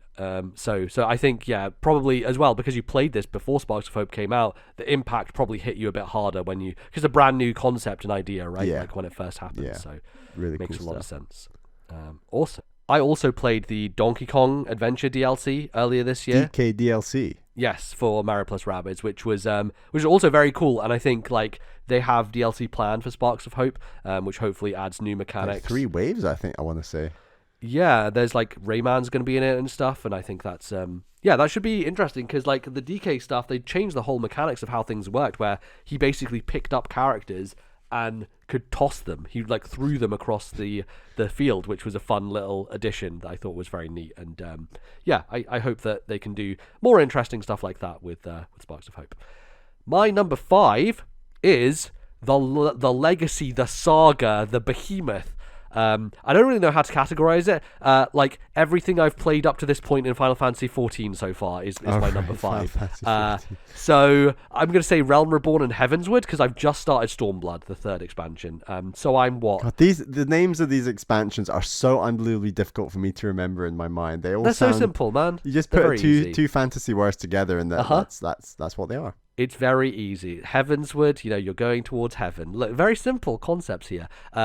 So I started playing 14 like last year, and I like played a good amount of it, and then I ended the free trial, and because I accidentally I bought the game thinking I could continue the free trial, but when you buy the game you then have to actually pay for the subscription. I was like, well, that's stupid, so I ended up not doing it, and everyone's talking about it. Then Endwalker came out end of last year. Square Enix literally took the game off of sale because it was so fucking popular that they couldn't sell it anymore. Their servers were burning down with new people playing it. It was just having a moment, and so I waited for that moment to kind of die down, and I was like, all right, this is my year. This is a year where I do it, where I jump into Final Fantasy 14 and I play it all. And I've done it. Look, I haven't played it all. I've got a good dent in it. All right, I've played, I think Steam says 130 hours, but that doesn't count my previous time. So if I click, it's one of my favorite things about this is in the game itself. If you type /playtime in the game, it tells you your exact playtime of being in the world. I think it said 5 days, 11 hours, which I think is 130 hours actually. So I think Steam is slightly behind. I think Steam says like 120 something. So I basically need to, the Steam counts it being played even if the login screen is open, because it's an MMO. There's like, once you click play on Steam, it opens a login screen. So what I need to do in order to sync my hour count is to just leave it on that login screen for like 7 hours, and then Steam's number will catch up with the actual in-game number, and my brain will be at peace finally, and I'll eventually do that. But I've played like 130 hours of this thing this year, and obviously, I've talked about it on this show, I've talked about it a bit on our Nintendo show, but a game like this it's an MMO, right? It's endless, it's huge, it's enormous, there's so much stuff to do and like to engage with, and I have always had a fondness for MMOs in a way that like I kind of grew up with RuneScape and Adventure Quest and stuff like that, like PC kind of like light MMOs. I never played World of Warcraft, but I always loved the idea. I remember going to my cousin's house and going to random websites and just finding free MMOs and stuff like that. Remember you playing that like space one where you're like mining O-Game? O-Game, there we go.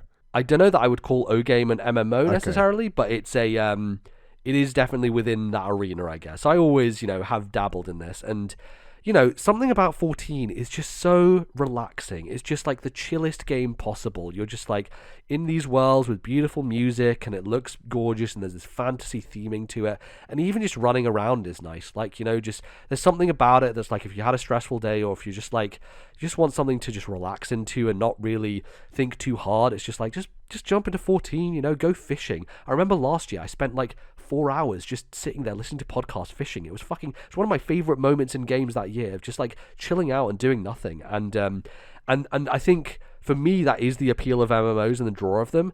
And I guess like I think the reason this hasn't like hit with me as hard so far is I am focusing very much on the story, because the story is the thing everyone talks about. It's like the thing about this game that everyone loves, and I like it. I think the story is good. It hasn't ascended to me to the heights that a lot of people talk about, and I think that will happen when I get to Shadowbringers. That's like the expansion that was the one when I started hearing people go crazy about 14, was when Shadowbringers came out. People were like, this is the best Final Fantasy story ever told. I was like, oh, okay, I'm paying attention, like I would like to see that. But then also Shadowbringers is the 3rd expansion, and I have just finished the 1st expansion, and I already put 130 hours into this game, right? So like getting to that point is going to be a journey, but I've enjoyed the journey so far, right? Like I think the characters are all really interesting. They haven't quite like hit me on an emotional level yet, and there are some moments where like end of Heavensward, like some character dies, and I'm like, yeah, I've been with that person for 140 hours or whatever. I don't really feel anything. I don't know, like I feel like they haven't connected me strongly enough, which sounds like an indictment, but I think that like with the slow nature of the storytelling in this game and the way that it evolved over the years, because you got to remember, this is a game that got rebooted in 2014, and so this has been going for like 8 years now, this reboot of the game. So it's like over the time they got better at it. They improved the storytelling and the writing and the characterization, all that sort of stuff. So they're still like finding their feet at this point in time with Heavensward, because Heavensward came out 2016, I want to imagine. So still like a little bit of time until they get into like the peak of the series when Shadowbringers came out. And I think that it's something that I want to keep going with, and I have really enjoyed, and I think is a journey. It's more about, it's my favorite Brandon Sanderson quote, it's journey before destination, right? Like that's what this game is. And I think that like all the stuff like going and doing activities and the gold saucer where you can gamble and fun stuff like that and just hang out in the world, and sometimes you just come across people, you'll just like be in a raid with somebody, and like, or you'll be doing a multiplayer thing where you're going through a dungeon with multiple people, and it's that little bits of human connection that MMOs still have, where you'll just find somebody and you'll just start talking to them, just chatting through the text box. And there have been moments where I've like been on a random quest just on my own and there's no one around, and I fight this thing and some guy just starts helping me. I'm like, oh, that's cool. I like say thank you to them. This is this nice little reminder that the world is living and there are people all around it, and they're just kind of like popping in and out here and there. And there was a dungeon we were doing where I jumped in, and we were dying on this one boss, and the person was like, hey guys, okay, I think I know what to do here. You need to do this, and you need to, when he does this move, just stand still and don't attack. And I was like, oh, okay, I didn't realize that. And then just people in the community are very helpful. They're very nice. Like, there's something about this game in particular where people are just very welcoming, which is the opposite of every other online space on the internet, where like people won't get mad at you. They'll be like, hey, in case you didn't know, this is how this works. And you'll be like, oh, that's nice. You were actually like polite, which is just, it's something that I think is very rare. And I think the 14 community generally is just a very nice one, and it's a nice one to hang out in. And there's weird stuff where like, in order to do dungeons, you have to have people online playing with you, and so you have to kind of wait in a queue. So there've been times where I've been sitting there for like 20 minutes waiting in a queue, and I'm just like on my other monitor just like watching a YouTube video waiting for it to start, stuff like that. But it's all part of the kind of relaxed nature of the game, and I don't mind it that much. And they're updating it to include stuff like you can play with NPCs now. So certain I think when I was playing Heavensward, they added the ability for NPCs to do dungeons with you, so you didn't have to wait in a queue anymore, which was nice. But I do like playing with other people in this game, as light as it is, and the story has continued to be very interesting. It's very political as well. Like there are multiple different nations, and there's this history of war in the continent, and like there is a lot of maneuvering behind the scenes, lots of that sort of stuff, and I think it's well done. There is a lot of generic fantasy tropes here as well, and that's kind of my least favorite part of it, where there's this one thing with these two eyeballs that like grant power, and like they get rid of them like 3 times, they keep coming back, and I'm like, this is just, come on guys, do something different. Some of the fantasy stuff gets a little bit tropey, but the character work has continued to improve, and I'm looking forward to continuing my journey. I hope that I'm in a place next year where I come back on this list and Final Fantasy XIV is my number 1 game. That's where I hope to be basically next year.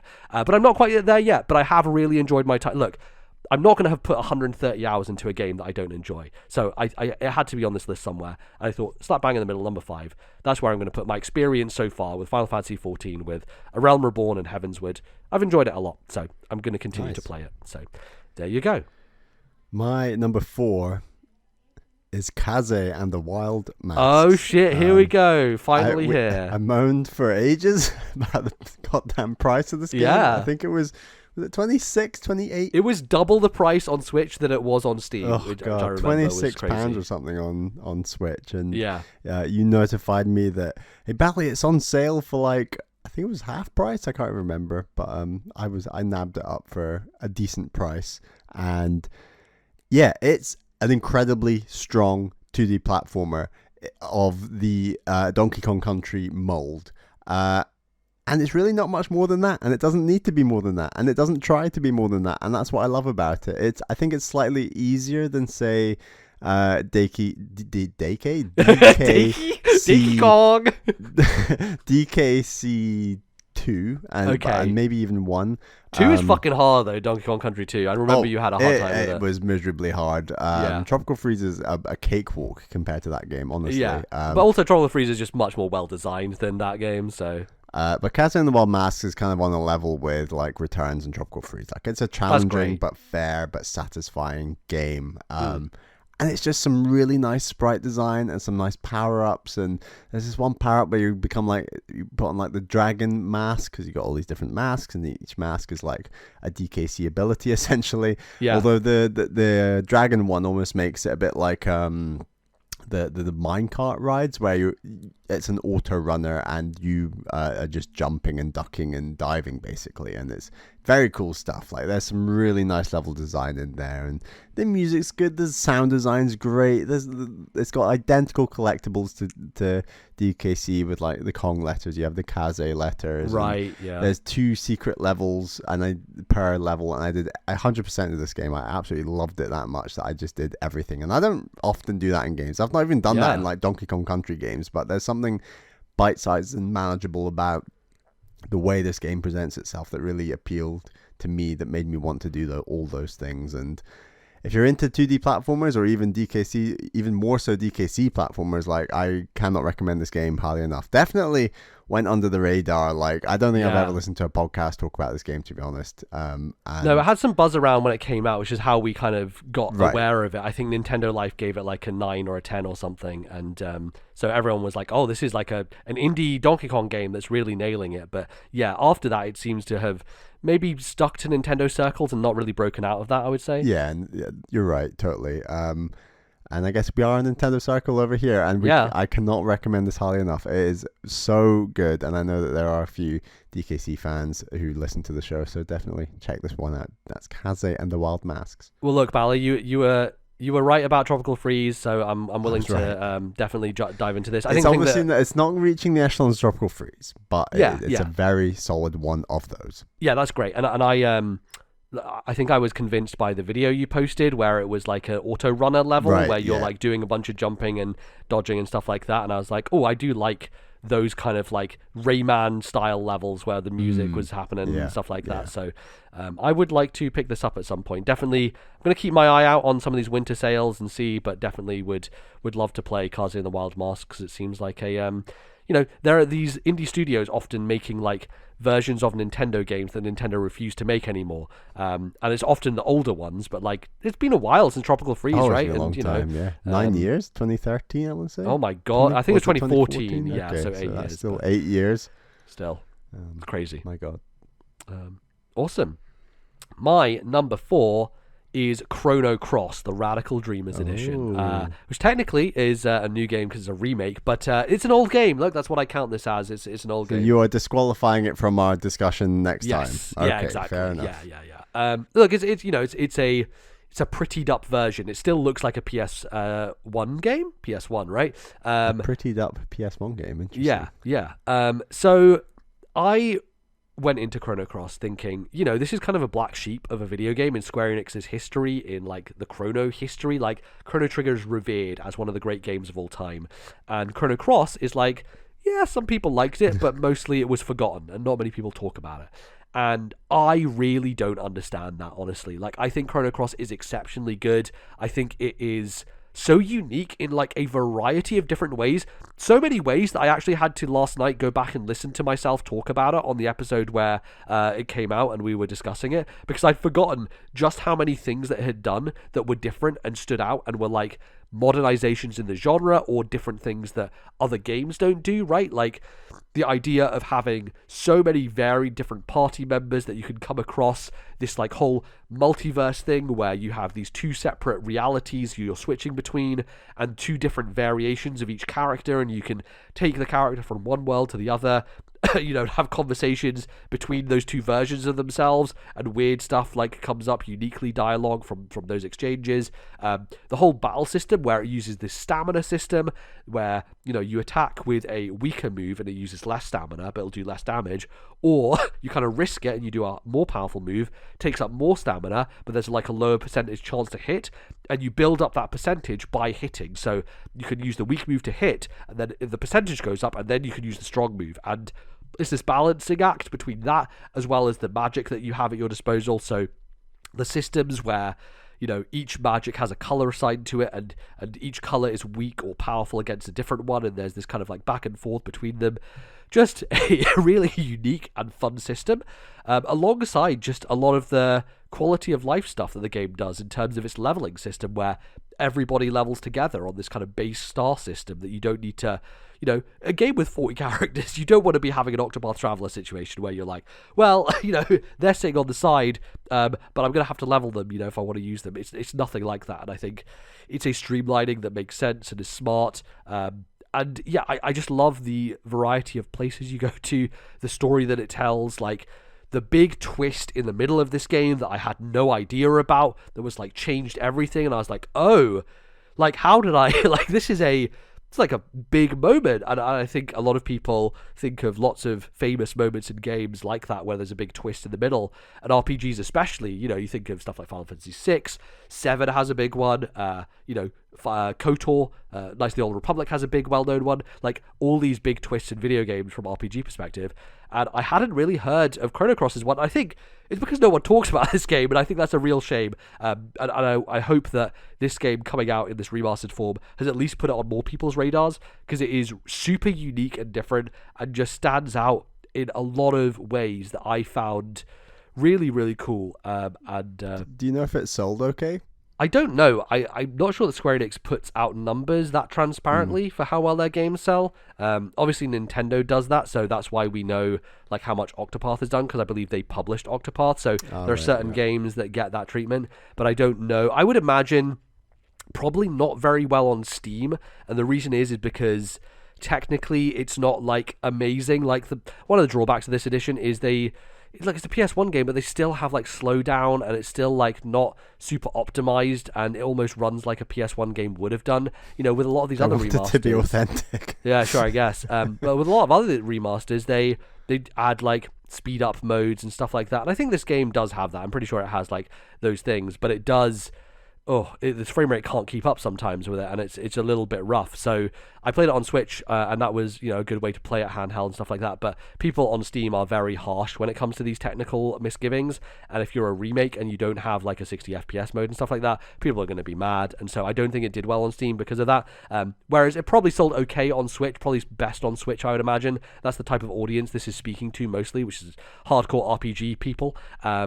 So I think it's probably done okay, probably not enough for them to reconsider doing another Chrono game. I don't even know what they do. Like, I feel like Chrono Trigger and Chrono Cross are so different as video games. There's obviously crossovers between them and references, and all of those are really cool. And, like, just the ways in which you get characters in Chrono Cross is really unique and interesting. But I wonder what they would even do. Like, what do you do with a new Chrono game in 2023, Like, what does that look like? I have no idea, but I am very, very glad that I went back and played this, because I think it deserves to be talked about in the same breath as Final Fantasy VII, as a game that really was doing something different and stood out and was modern in its approach, and just is so much fun. Like, it's just full of weird, strange characters. There's like fucking like weird Olimar Pikmin guy who comes on your team at one point, like you have these bizarre people who just join your crew, and it's really well made, and I think that it's one of those games that has stood the test of time, and I think should be remembered more fondly. So I urge people, if you're an RPG fan and you have not played Chrono Cross yet, this is a great remake. And also, pricing wise, it was really well priced when it came out. Like, it was 15 quid or something, which almost never happens with like Nintendo remakes of games. So definitely go support it, support the developers, and hopefully we'll get a new version. And I still have to play Radical Dreamers, which is the Satellaview game that came as a part of this as well. It had never been localized outside Japan before, so definitely want to check that out. But Chrono Cross, play it, it's great. Nice. My number 3 is Lake.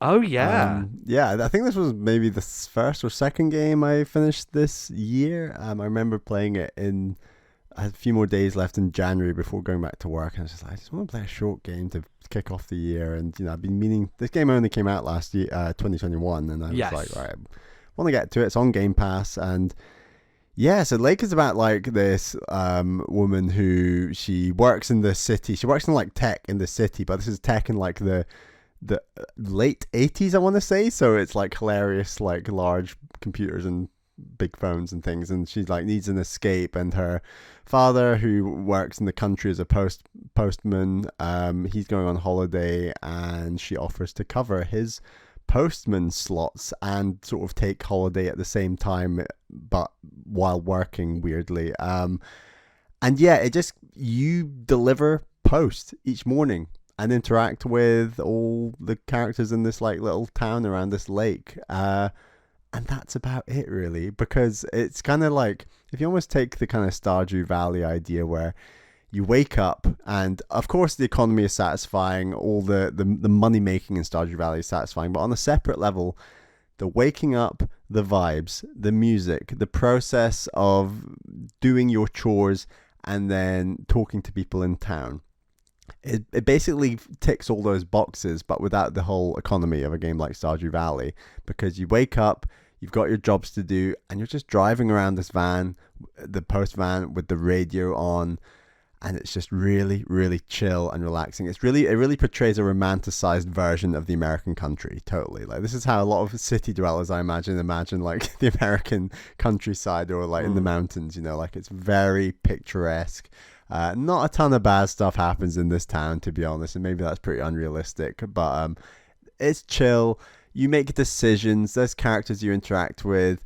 Your boss, who's like in the city, is nagging you to write up and do stuff in relation to your work, and you can either like embrace that, or you can push him away and be like, no, I'm now a country guru kind of person, I don't want to be involved in this business anymore. And you kind of make decisions, and there's relationships as well, but at its core, it's just chill, listening to radio, driving around, delivering packages and mail, and it's just really, really chill. I think it's like a 6 to 7 hour game, and it's maybe not for everyone, but it's definitely like, if you like those vibes of Stardew Valley, where you do like processes, with like some nice music playing. That's what this game's all about, and I really loved it a lot more than I thought I might. Yeah, it just sounds like just a slice of life game, basically, yes, where there's not really much conflict or tension. No. It's just like, you just do this job and you go around, and from what you've been saying, the music sounds excellent. And that's something that I would love to dig into. I definitely want to check this out at some point. I think it's a very cool idea for a game, and you know, I think, again, when we're talking about games like If Found, just narrative games that don't engage in stuff like combat or like stuff like that, it's just telling stories and just about people, and there's a mundanity to it, right? Like, there's a way in which games are now addressing mundanity in a sense that I find very fascinating, and just telling stories in that way, which makes me wonder, like, how does this game end? Like, you know, I'm interested to see, like, where does it go on that level, or if it just kind of And it very much like, you learn where everyone lives, and you're like, right, man, that person lives here, that person lives there. And I got into like a routine where I'd follow the same route with my post van and everything. And actually, I'm going to change the route today. And like, it was like a big deal just to change the route, and just little silly things like little things. Well, that's like such a real thing though, right? Like, when I was driving to work every day, there is a like familiarity, a safety that you associate with a route that you drive. Definitely. And then sometimes a roadblock comes up and I'm like, okay, stressful now. Now I have to get out my GPS. Exactly. I have to figure out where am I actually. I like pull up on the side and like, oh god, and panic mode almost, you know.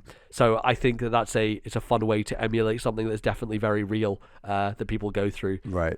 Totally. That's awesome. Yeah, Lake. I don't think this one's on Switch. Maybe I could be wrong. I can't remember. But, I'm not sure. It feels like it could be. I played it on Game Pass, and I would highly recommend it. Great game, Lake. If you just want something a bit more chill. Awesome. I've had a last minute change here, Bally. Oh boy. I just took my number 3 and put it to number 1. So anyway, so I was going back and forth with this for a while, so I've just been like, you know, being a bit chaotic. Okay, so I'm gonna say that. So my number 3 is Marvel's Guardians of the Galaxy. Oh, nice. Holy you played that shit! This year. Yeah. So I obviously, this game came out last year and didn't do very well. I think like marketing on it was not great and stuff like Critically that. Critically did well. Yeah, people were like really enjoying it and very into it. And I heard lots of people talk about it around Game of the Year time. And I thought, you know what? I want something to play over Christmas break. What am I going to get? I'm going to go to the Epic store. I'm going to use that free £10 that Epic gives me to give even more discount on a game that's just come out. And I think I got it for like 20 quid, which was like, for a brand new game that had come out like a month ago, it was a fucking steal, a bargain. And so I dived into it, and this again was one of those games that was really one of the first big games that I was testing on my PC. And holy shit, it's gorgeous, like absolutely fucking stunning. The environments in this game, just the alien worlds and the planets, and the creativity behind how cool they look is off the charts. The art design team on this game just deserves a medal, because every place you go to is just like jaw-droppingly gorgeous, and has just such creativity to its places and spaces. And I think for me, the thing that really sold me on this game was that combination alongside the characters and the character dynamics in this game. And obviously, you know, it's kind of Marvel, so they are kind of chatting constantly and there's back and forth, but it's just really well written, you know? Like, there's something I think about Marvel movies that the short time length that you spend with those characters, for me, and this is my problem with movies generally, I can never really get invested in those relationships because you've only got 2 hours to spend with these people. And games are very different in that sense, right? Because you have a long period of time, you can tell a story over a longer kind of length, you can have narrative happen in different ways. So like when characters are walking around talking to each other, you know, it's a very Sony style thing to do with like Last of Us and God of War, but I think it's an effective way of getting storytelling across and like building relationships, doing that sort of stuff. And this game does that very well, alongside its main kind of like cutscene moments where things get emotional and things are, you know, changing and characters develop. And like there's this strong through line and like theme of that kind of like idea of found family, that kind of friendship bond that the Guardians have. And I think a lot of people get that from the movies, but for me, this stands well above those, right? Similar to the way, Marvel's Spider-Man, for me, is the best Spider-Man story out there. Marvel's Guardians of the Galaxy is like head and shoulders above anything the MCU has done for me. Just because the time you get to spend with these characters, like the characterization, the build-up, just the ways in which everything comes together, and the combat is a lot of fun. You know, I heard people dunk on the combat a lot, and I think that, you know, it's not the greatest thing in the world. It's not revolutionary, but I enjoyed it. Like there's this kind of like meter that you build up, and you have to kind of like be aware of your guns because they're on cooldown and stuff, and then you can use your Guardian friends to like go and do other abilities, so they're like mapped to the face buttons. You're like, okay, Gamora do this, and then Drax do this, so you're not controlling them, but you're like indirectly controlling their abilities, which is fun. And then the moments where like you can kind of do that breakdown thing where everyone comes in and that you go into a huddle and you have to like inspire them, and then music plays after that. The music that plays, like the licensed music in this game, is it's the only time where I have been like, maybe those Giant Bomb people are correct when they talk about licensed music in video games. It's the only time. So many. Yeah, it's the one video game where like, but it's the type of music that I like, is like classic rock and like that sort of stuff. And it's the only time where like it elevates the game, right? Like those moments where, you know, you get into that huddle and you inspire your crew, and then it comes back to the fight, and all of a sudden that music, that licensed music, is playing, and you're just like in the flow and you're like feeling it, and it's just like so cool. It's so good. And the other thing is that there is music in this game that sounds like licensed music, but it's actually a fake band. It's a band that they invented for the game called Star-Lord. The band is called Star-Lord, and they made like an entire album for this fake band. And the music is fucking bops. Like, they are bangers. They are so goddamn good. And so there's a lot of that in the game as well, alongside the kind of musical score. But I think it has such a good story to tell. For me, honestly, like, this is up there with God of War in terms of just like storytelling and characterization and just variety and locations. Bally, I think you will fucking love this game. Like, it is everything that you like in games.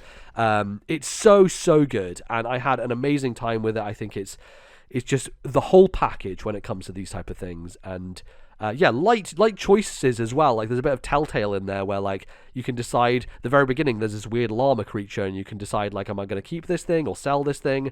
And then if you keep it, it's just on your ship the whole time and you interact with it, and it leads to funny moments, you know. And like there's this ongoing joke of like nobody closes the fridge, and every time you're back in the ship the fridge is open, and my fucking OCD, I kept going over there and closing the fridge every time. Close the fridge, and then eventually, like 20 hours in the game, Peter just is like, someone just like leaving the fridge open. Like, there's no one comments in the whole game except for right at the very end. It's so good. It's so well done. This game is exceptionally good, and I loved it, and I think it is one of the best of last year. And if I'd played it last year, it would have absolutely been on my game of the year list, because I had such a ball with it.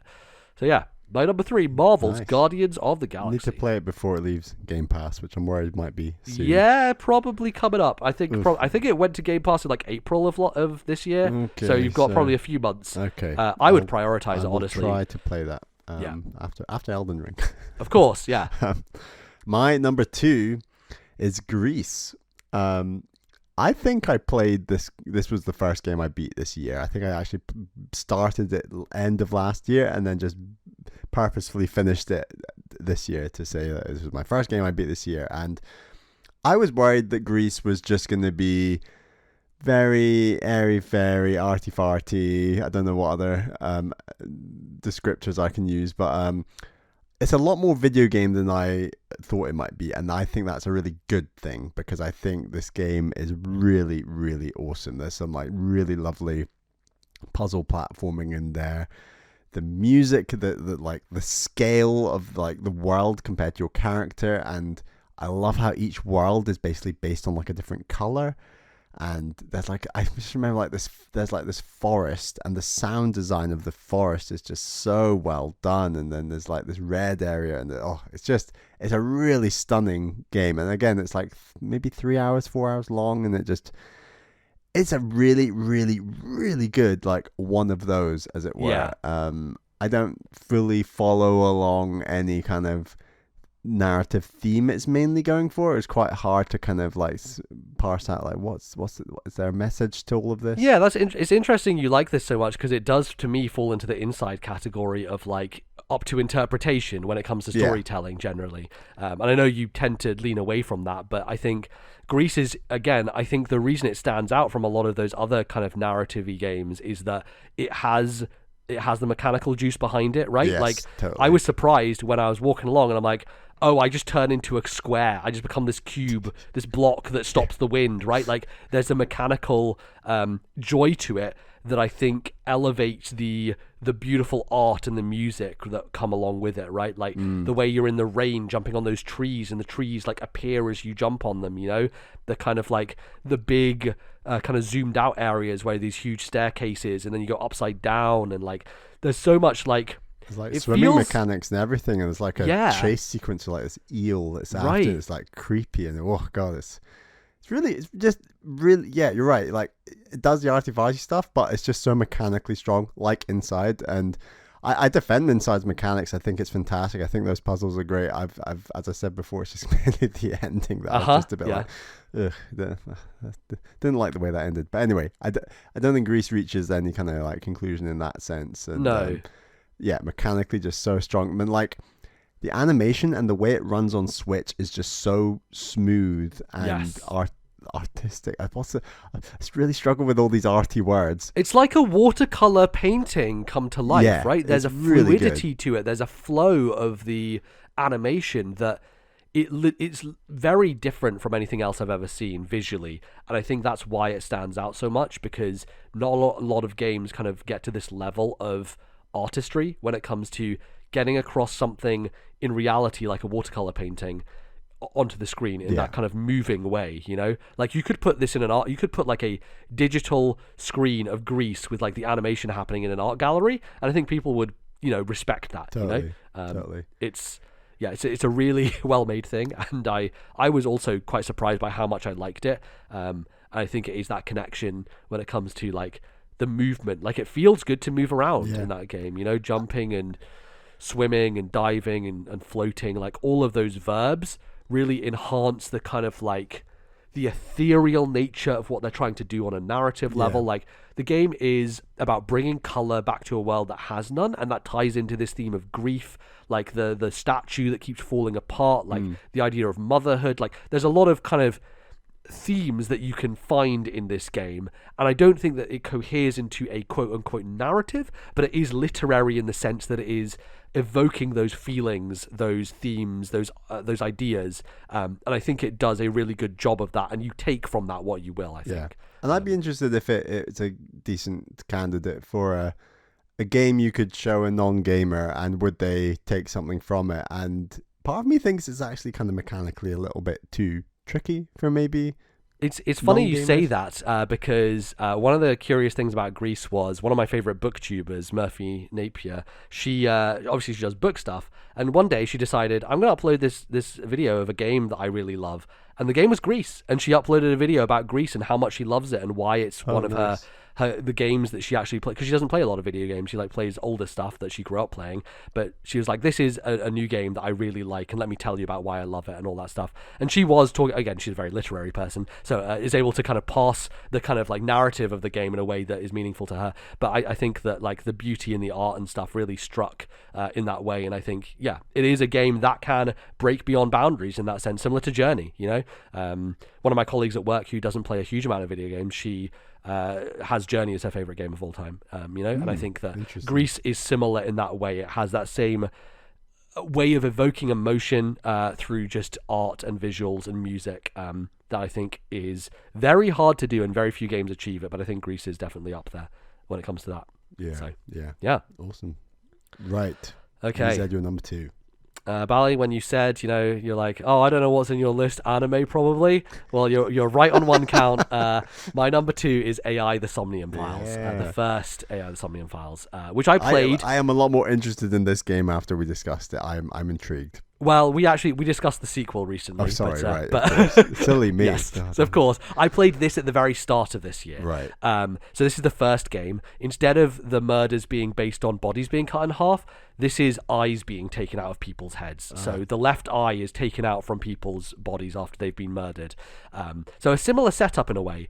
For me, the reason this one hit so hard is the first one that I played, you know, and I think that having an Uchikoshi game, you know, a series, a creator who I've followed from afar, you know, hearing James Jones in 2009, whatever, talk about 999 on RFN and me being like, that sounds interesting. This Uchikoshi guy seems cool. And years go by and I still haven't played that series. But finally, AI: The Somnium Files was on Game Pass, and I'm like, I've been waiting to check this thing out for a long time. Let me just dive in with 2 feet and see what it's about. And for me, a lot of the joy of this was discussing it with Discord. Like, Mirandum on our Discord was playing at the same time, and so both of us were playing simultaneously, and we'd be writing back and forth. Like, the entire, if you go back on Discord, it's just like spoiler bars non-stop, because it's just like discussing the narrative as we go through, and other people had played it as well, and so they were chiming in. So like, it was just a really fun communal experience of playing through a game and like theorizing what was going to happen, like, you know, what's happening with these murders, what's going on really, what's the twist going to be. And I found it super enthralling, just the way in which it has these multiple timelines that you go through. And the first timeline that I chose, it ends in like this really shocking, dark way, and then it's like, all right, go back to that previous point and find a different branch. And the thing I really like about this in particular and its sequel is how easy it makes that stuff, because in your imagining, you're like, oh, timeline branches, I have to go back and replay stuff I've already done. But you can just hold down a trigger button and it speeds up everything. So you can just speed through all the stuff you've already done, and it takes like no time at all. And then you get to the branching point in the Somnium where you have to figure out, you know, first time I chose this route, this time I'm going to choose the other route. And it takes you down a completely different timeline. And everything from that point on is completely different. So it makes that process streamlined and easy in a way that I think could have fallen foul and could have been frustrating, but never is, because it's so smooth of a transition and you're able to kind of jump between these timelines, and it's this kind of moment of piecing things together. I also prefer the way that the murder mystery comes together in this game, the way that it kind of breadcrumbs things, and the way in which I could have almost like not figure it out at the very beginning, but almost have these suspicions from the start that then prove to be true because of the seeds that they lay and the foundations that they lay. And I think just the characters are a real strength here, right? Like, as I've talked about, these games are capital H horny. Like, Jesus Christ. They talk about stuff all the time that is dumb. But the characters themselves, in their emotional moment, in their character arcs, in the ways that they kind of deal with the subject matter and what's actually going on with them internally. Obviously, this game is very much an internal game, because the idea of somniums is going into someone else's headspace, like going into their mind and figuring out like what they're hiding, what they're running away from, what is the part of themselves they're suppressing, or the thing that they're trying to kind of move away from and not address. And I think that is inherently an interesting topic, but also they handle it with a lot of care. And, you know, these characters can be extremely dumb and stereotypical anime, and yet there are moments of writing that really bring out the emotion and like have like things to say and are like prescient, and I think that's a really cool thing in a series that you would look from the outside and think, oh, that's just some dumb anime bullshit, as you tend to do with a lot of these games. But like there's a reason people love this stuff, right? And there is a depth to the character and the nuance there that I think really shines through.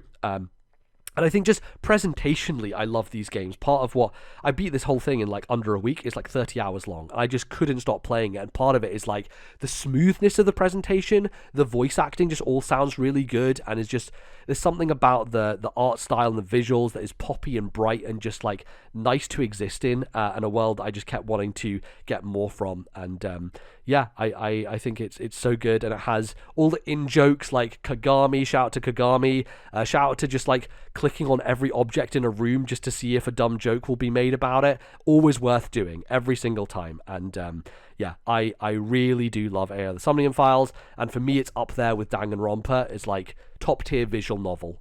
It's really super good. So I highly recommend that and its sequel, and yeah, it's why it's so high on my list at number 2. Right. My GOTYTDACOTY, what's the correct phrase I'm looking for? Yep, absolutely. Is Portal. Oh shit! Yeah. Okay.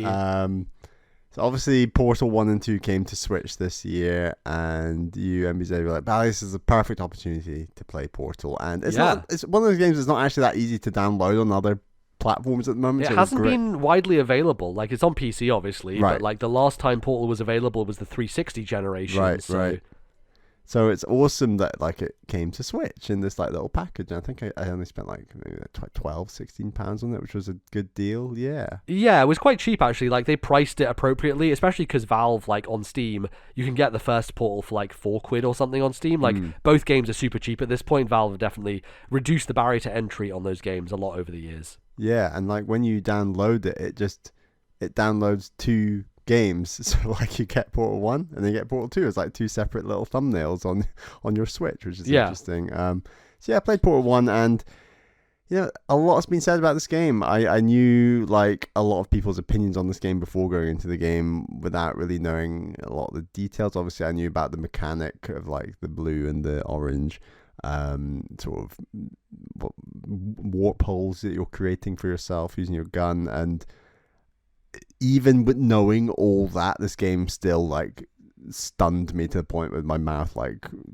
picking up my jaw off the floor kind of thing, like where you're in puzzles and you're thinking, oh my god. And I did have to look up maybe like 1 or 2 puzzles because it does get pretty challenging at points, but like wow, there's just like so much innovation in the way that one mechanic is used to, like, if you gave that mechanic to 100 people and you said, right, come up with a puzzle using this mechanic, like there's still so many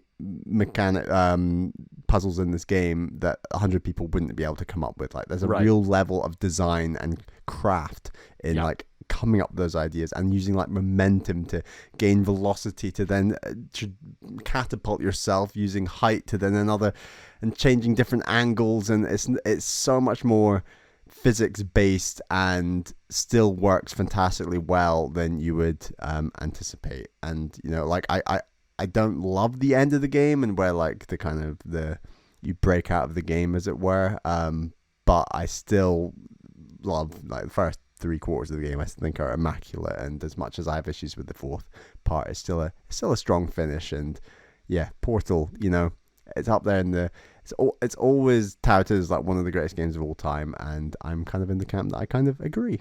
Yeah, it's really interesting to have you come to it fresh in this year of our Lord 2022 and be. It holds up. It holds up. Yeah, totally. And you know, I think that was the thing. Like when people first saw it, it was, you know, Valve put this out as an extra bonus thing. It was like when the Orange Box came out, everyone was there for Team Fortress and Half-Life and all the stuff on the Orange Box, and then everyone got it and were like, oh, this weird 3-hour thing from Valve that they just added on to the Orange Box, actually one of the best games ever made, which is really interesting. You know, this whole thing started life as a student project, and then Gabe Newell saw it and was like, hey, we should bring these guys in-house, and they ended up making one of the you know, most well-known, beloved puzzle games ever made. They almost invented a genre, right? Like first-person puzzle games didn't exist, I would say, before Portal happened, and then Portal happened, and And then people just kind of ran with it, and there have been a lot of games since then. And I think that its impact has been felt pretty strongly, but I also don't think anything has really topped it. I don't think anything has really come close to matching its brilliance, because like just from the outset, that whole idea of a portal here and there and just shoot, like as a concept, it's just so brilliant from the outset that it's almost impossible to top it. And like Portal has there's a way in which it's linked to like the rise of internet video. One of the most famous early internet videos from Freddie Wong is that video with a portal gun where he shoots it in different places and throwing stuff around, and then he shoots one in the ceiling, one on the floor, and then he's just falling infinitely through it and can't get out of it, and that's the end of that skit. Like, it's one of the most famous internet videos out there based on the portal gun, right? Portal has a history with early internet video in a way that is also very cool. So yeah, definitely interested to see what you think when you get to the second one. Also, hopefully I'll pick that collection up on sale and we can do co-op for Portal 2, which I've been waiting to do for near a decade now. So finally we'll get to do it. So looking forward to it. My GOTYTDACOTY. GOTYTDACOTY. GOTYTDACOTY. Yes, GOTYTDACOTY. Yeah, it's the middle name of it's like an GOTYTDACOTY Esquire is he's our character. Someone needs to draw fan art of GOTYTDACOTY. Okay, so my number one, Bally, which I last minute decided, because I'm like, look, come on, let's be honest with myself. Is it the other Somnium? No, because that came out this year. So okay, apologies. Got you. Right. I've got to be honest with myself. I've got to look at deep in my heart and think, you know what? I'm a man who has argued for Guitar Hero all his life, Guitar Hero 3 to be on our top 50. So who would I be if I didn't put one of the other greatest rhythm games of all time on this list? Because Beat Saber fucking rules. Holy shit. I forgot you got to that this year, yeah. So that's the thing. Beat Saber, I technically started end of last year when I got my headset. Right. And I didn't put it in last year's list. So I have continued to play Beat Saber this whole year, Bally, right? Like, I am playing Beat Saber constantly, and it is a game I go back to. Other VR games have suffered because every time I pick up my Oculus, I just click Beat Saber and start playing that instead. It is the perfect VR game. Good. It is the perfect rhythm game. It has a build of difficulty in a way that is so satisfying. It is a good workout. It is all these things, and I think it's so exceptional in a way that just the idea is so simple, right? You have two lightsabers, hit things as they come towards you. But what they do with it, like the new mechanics they invent for like certain of these music packs. So like I've bought like multiple music packs for this game, right? Like I've got the Panic at the Disco one, the Fall Out Boy one, like Linkin Park, Lady Gaga. Like I have multiple of these, and they all have like a different kind of feel to them and tone to them. Some are better than others. Like I don't think Linkin Park's that great because it's very drum focused, and I don't love the way they've implemented it. Also fucking hard. Holy shit, Linkin Park songs in Beat Saber are difficult. But Panic at the Disco ones are so good. It even made me like Panic at the Disco songs that I wasn't really a fan of. That's how good this game is, right? Like I've come to appreciate later Panic at the Disco stuff, which, I'm an OG Panic fan. I like albums 1 through 3, and everything after that is shit in my mind. But some of these songs that they put out post third album, they're pretty good when played in Beat Saber. And one of them, I think, is what's that movie with Hugh Jackson and The Greatest Showman or something? Is that what it's called? Hugh Jackman, yeah, The Greatest Showman. Yeah, that's what I said, Jackman. And yeah, he did the song in that. That's on it, right? Yeah.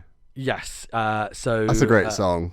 The Greatest Show, yeah. And Brendan Urie sings it, and it's one of my favorite songs to play in Beat Saber. It's just so well done. I want that pack now. I need to boot up my VR. Mate, it's so fucking good. Holy shit. Like this, obviously, right now, as I'm sick, as you can tell, I can't really play it because like my head hurts. I mean, I played Beat Saber to the point of sickness when I was very into it. And yeah, it's so good. Yeah, I played to the point where I could feel my eyes straining and my body just like crumbling, and I was like, I've just got to get this high score. I've just got to keep going. I've just got to keep doing it. And then I was pretty ill because it is intense. It's such a great game.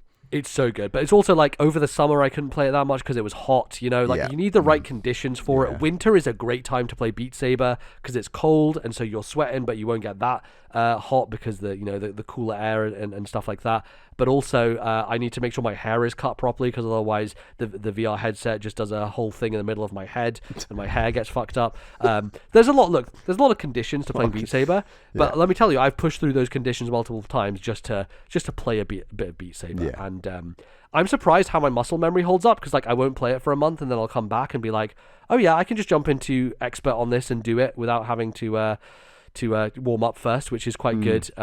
But yeah, it's a game where I want to get better at it, but then sometimes you get to some of those harder stages and you're like, I have to be a literal fucking god to do this. Like, it is so... You look at the note chart and you're like, how does anyone do this? Like, what the fuck? But, you know, that was the same thing with Guitar Hero, where I watched you play Nice of Sidonia. I was like, oh my god. On Medium, I was like, oh my god, he's a god. What is this? And then, you know, fast forward 3 months and I'm playing through the Fire and the Flames on hard. So... You know, there's a journey there, and I certainly I'm still on a bit of a journey with Beat Saber, but generally I think I've maybe hit my ceiling. You know, like I can play most things on expert, and I have a good time doing that, and it's good fun. So yeah, it is. They will do a Beat Saber at like 2 at some point, and I reckon they've got a good chance of like getting more, you know, licensed music involved and doing. I wonder, because it seems like this game just never goes on sale, and they just keep adding music to it, music packs. So it feels like a game that is almost treated like a service at this point, and I don't know that they will do a sequel, because they don't need to change anything. It's a perfect video game. All you need to do is add more music. That's all you need to do. And for the most part, a lot of people on PC who play this, they have done naughty stuff, so they don't have to pay for the music. And they can do any music. I think they'll do a 2 just because of the marketing beat as much as it. I don't think the get it, marketing beat. But, just as much as I don't think that they'll change much about the game. But yeah. I see what you mean. The greatest compliment I can give Beat Saber is that my sister, who doesn't play video games, couldn't give less of a shit. I have to struggle to try and be like, hey, this could be interesting. You might like this. I showed her Beat Saber, and she's like, this is the best thing I've ever done in my life. And every time she's here, she's like, oh, can I play some Beat Saber? The reason I bought the Lady Gaga pack, not for me, for her. That's the reason. Right. So like, hey, Lady Gaga has some damn good pop music. Oh yeah, and really good fun. The one drawback is her songs are quite long, so that's the one drawback of Beat Saber. I think 3 minutes is the sweet spot for songs in Beat Saber. Anything beyond that, a 5-minute song in Beat Saber feels like you're going to die. It really does. Like 5 minutes is a long time to be doing that. And how are your sister's skills? Pretty good. She can do like medium, and I think like has tried hard but gets overwhelmed because it goes too fast. But yeah, I can generally do medium on stuff. So anyway, that's my number one. Beat Saber, fucking rules. There you go. Awesome.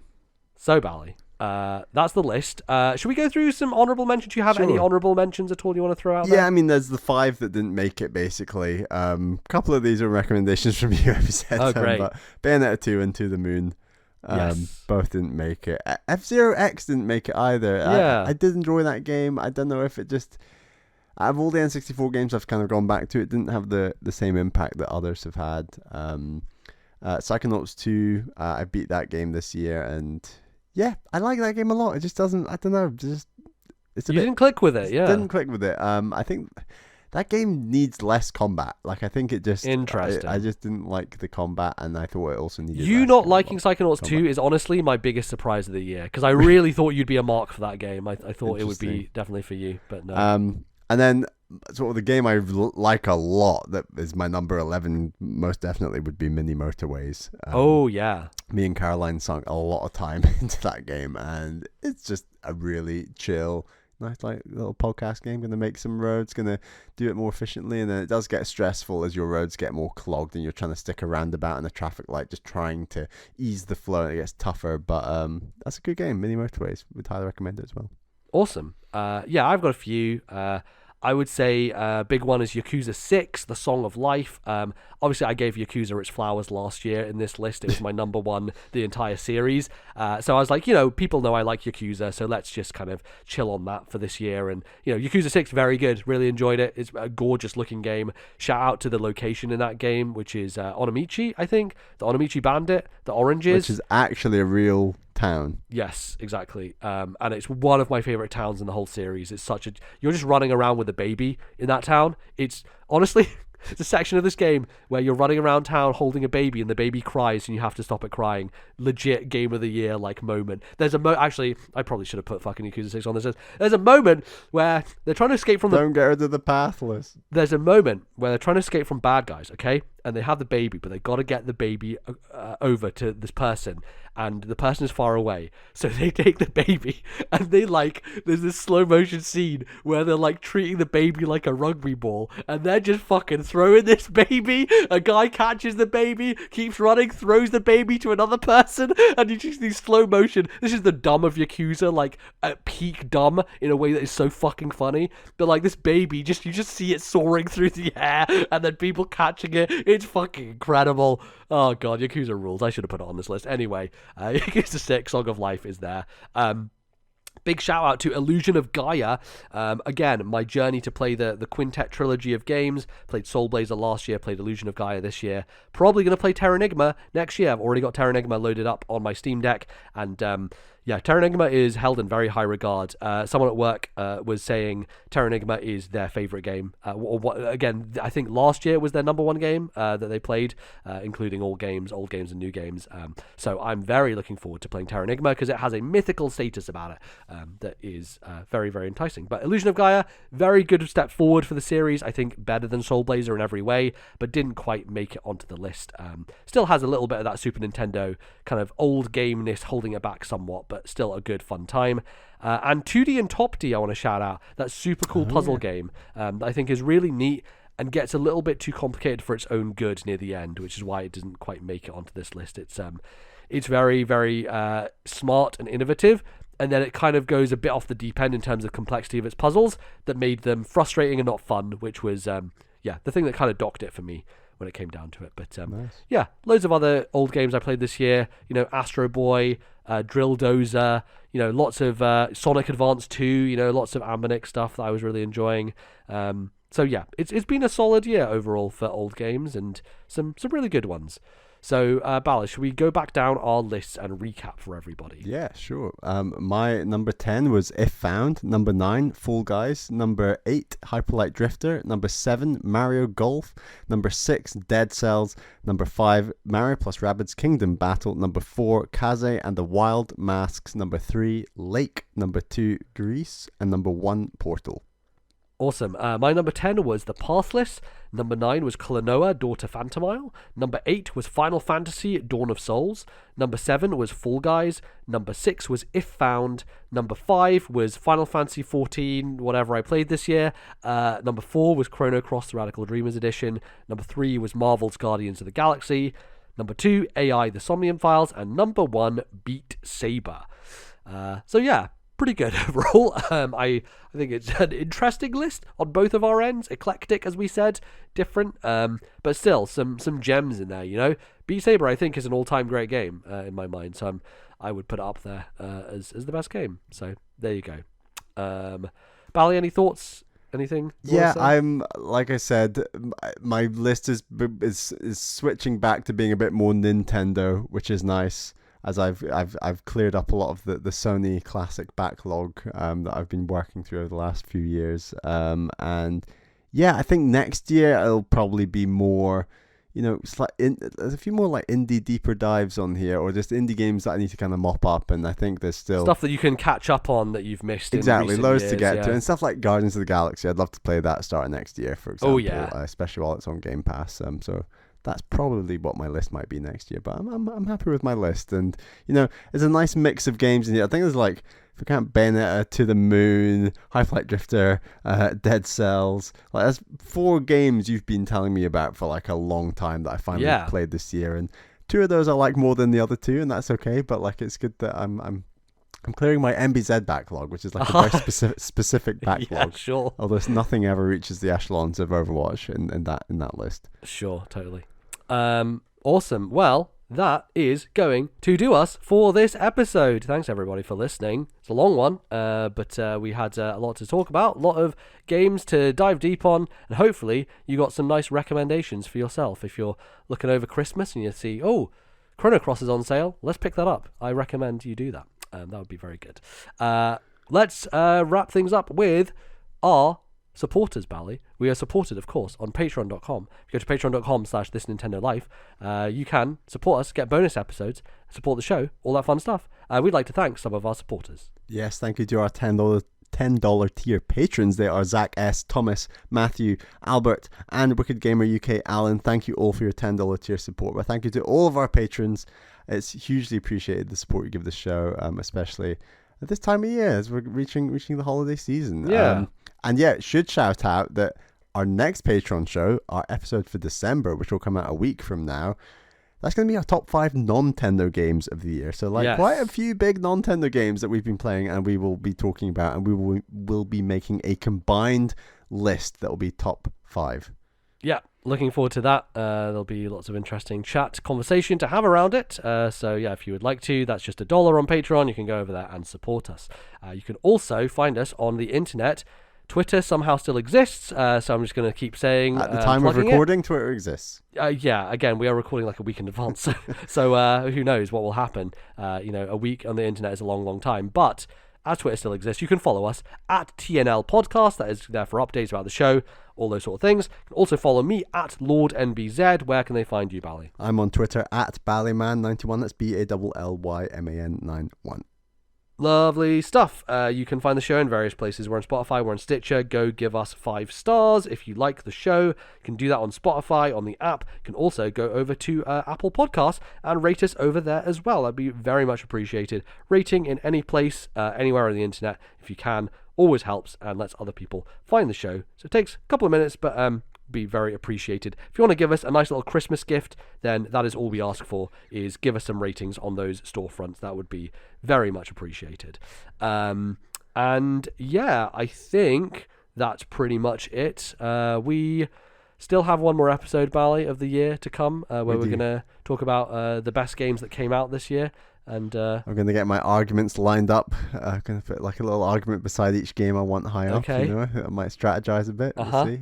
We need to do some deals, some bargaining. We've not compiled our list yet, as in like our pre-list, but I'm wanting to say it'll be close to 20-25 games. It's a lot of stuff. We'll see, and we'll break that down to a top 10. Absolutely. So I'm very much looking forward to that. That'll be a good, fun time. Until then, though, thank you everybody for listening. We'll be back very soon. See you next time. Bye-bye, folks.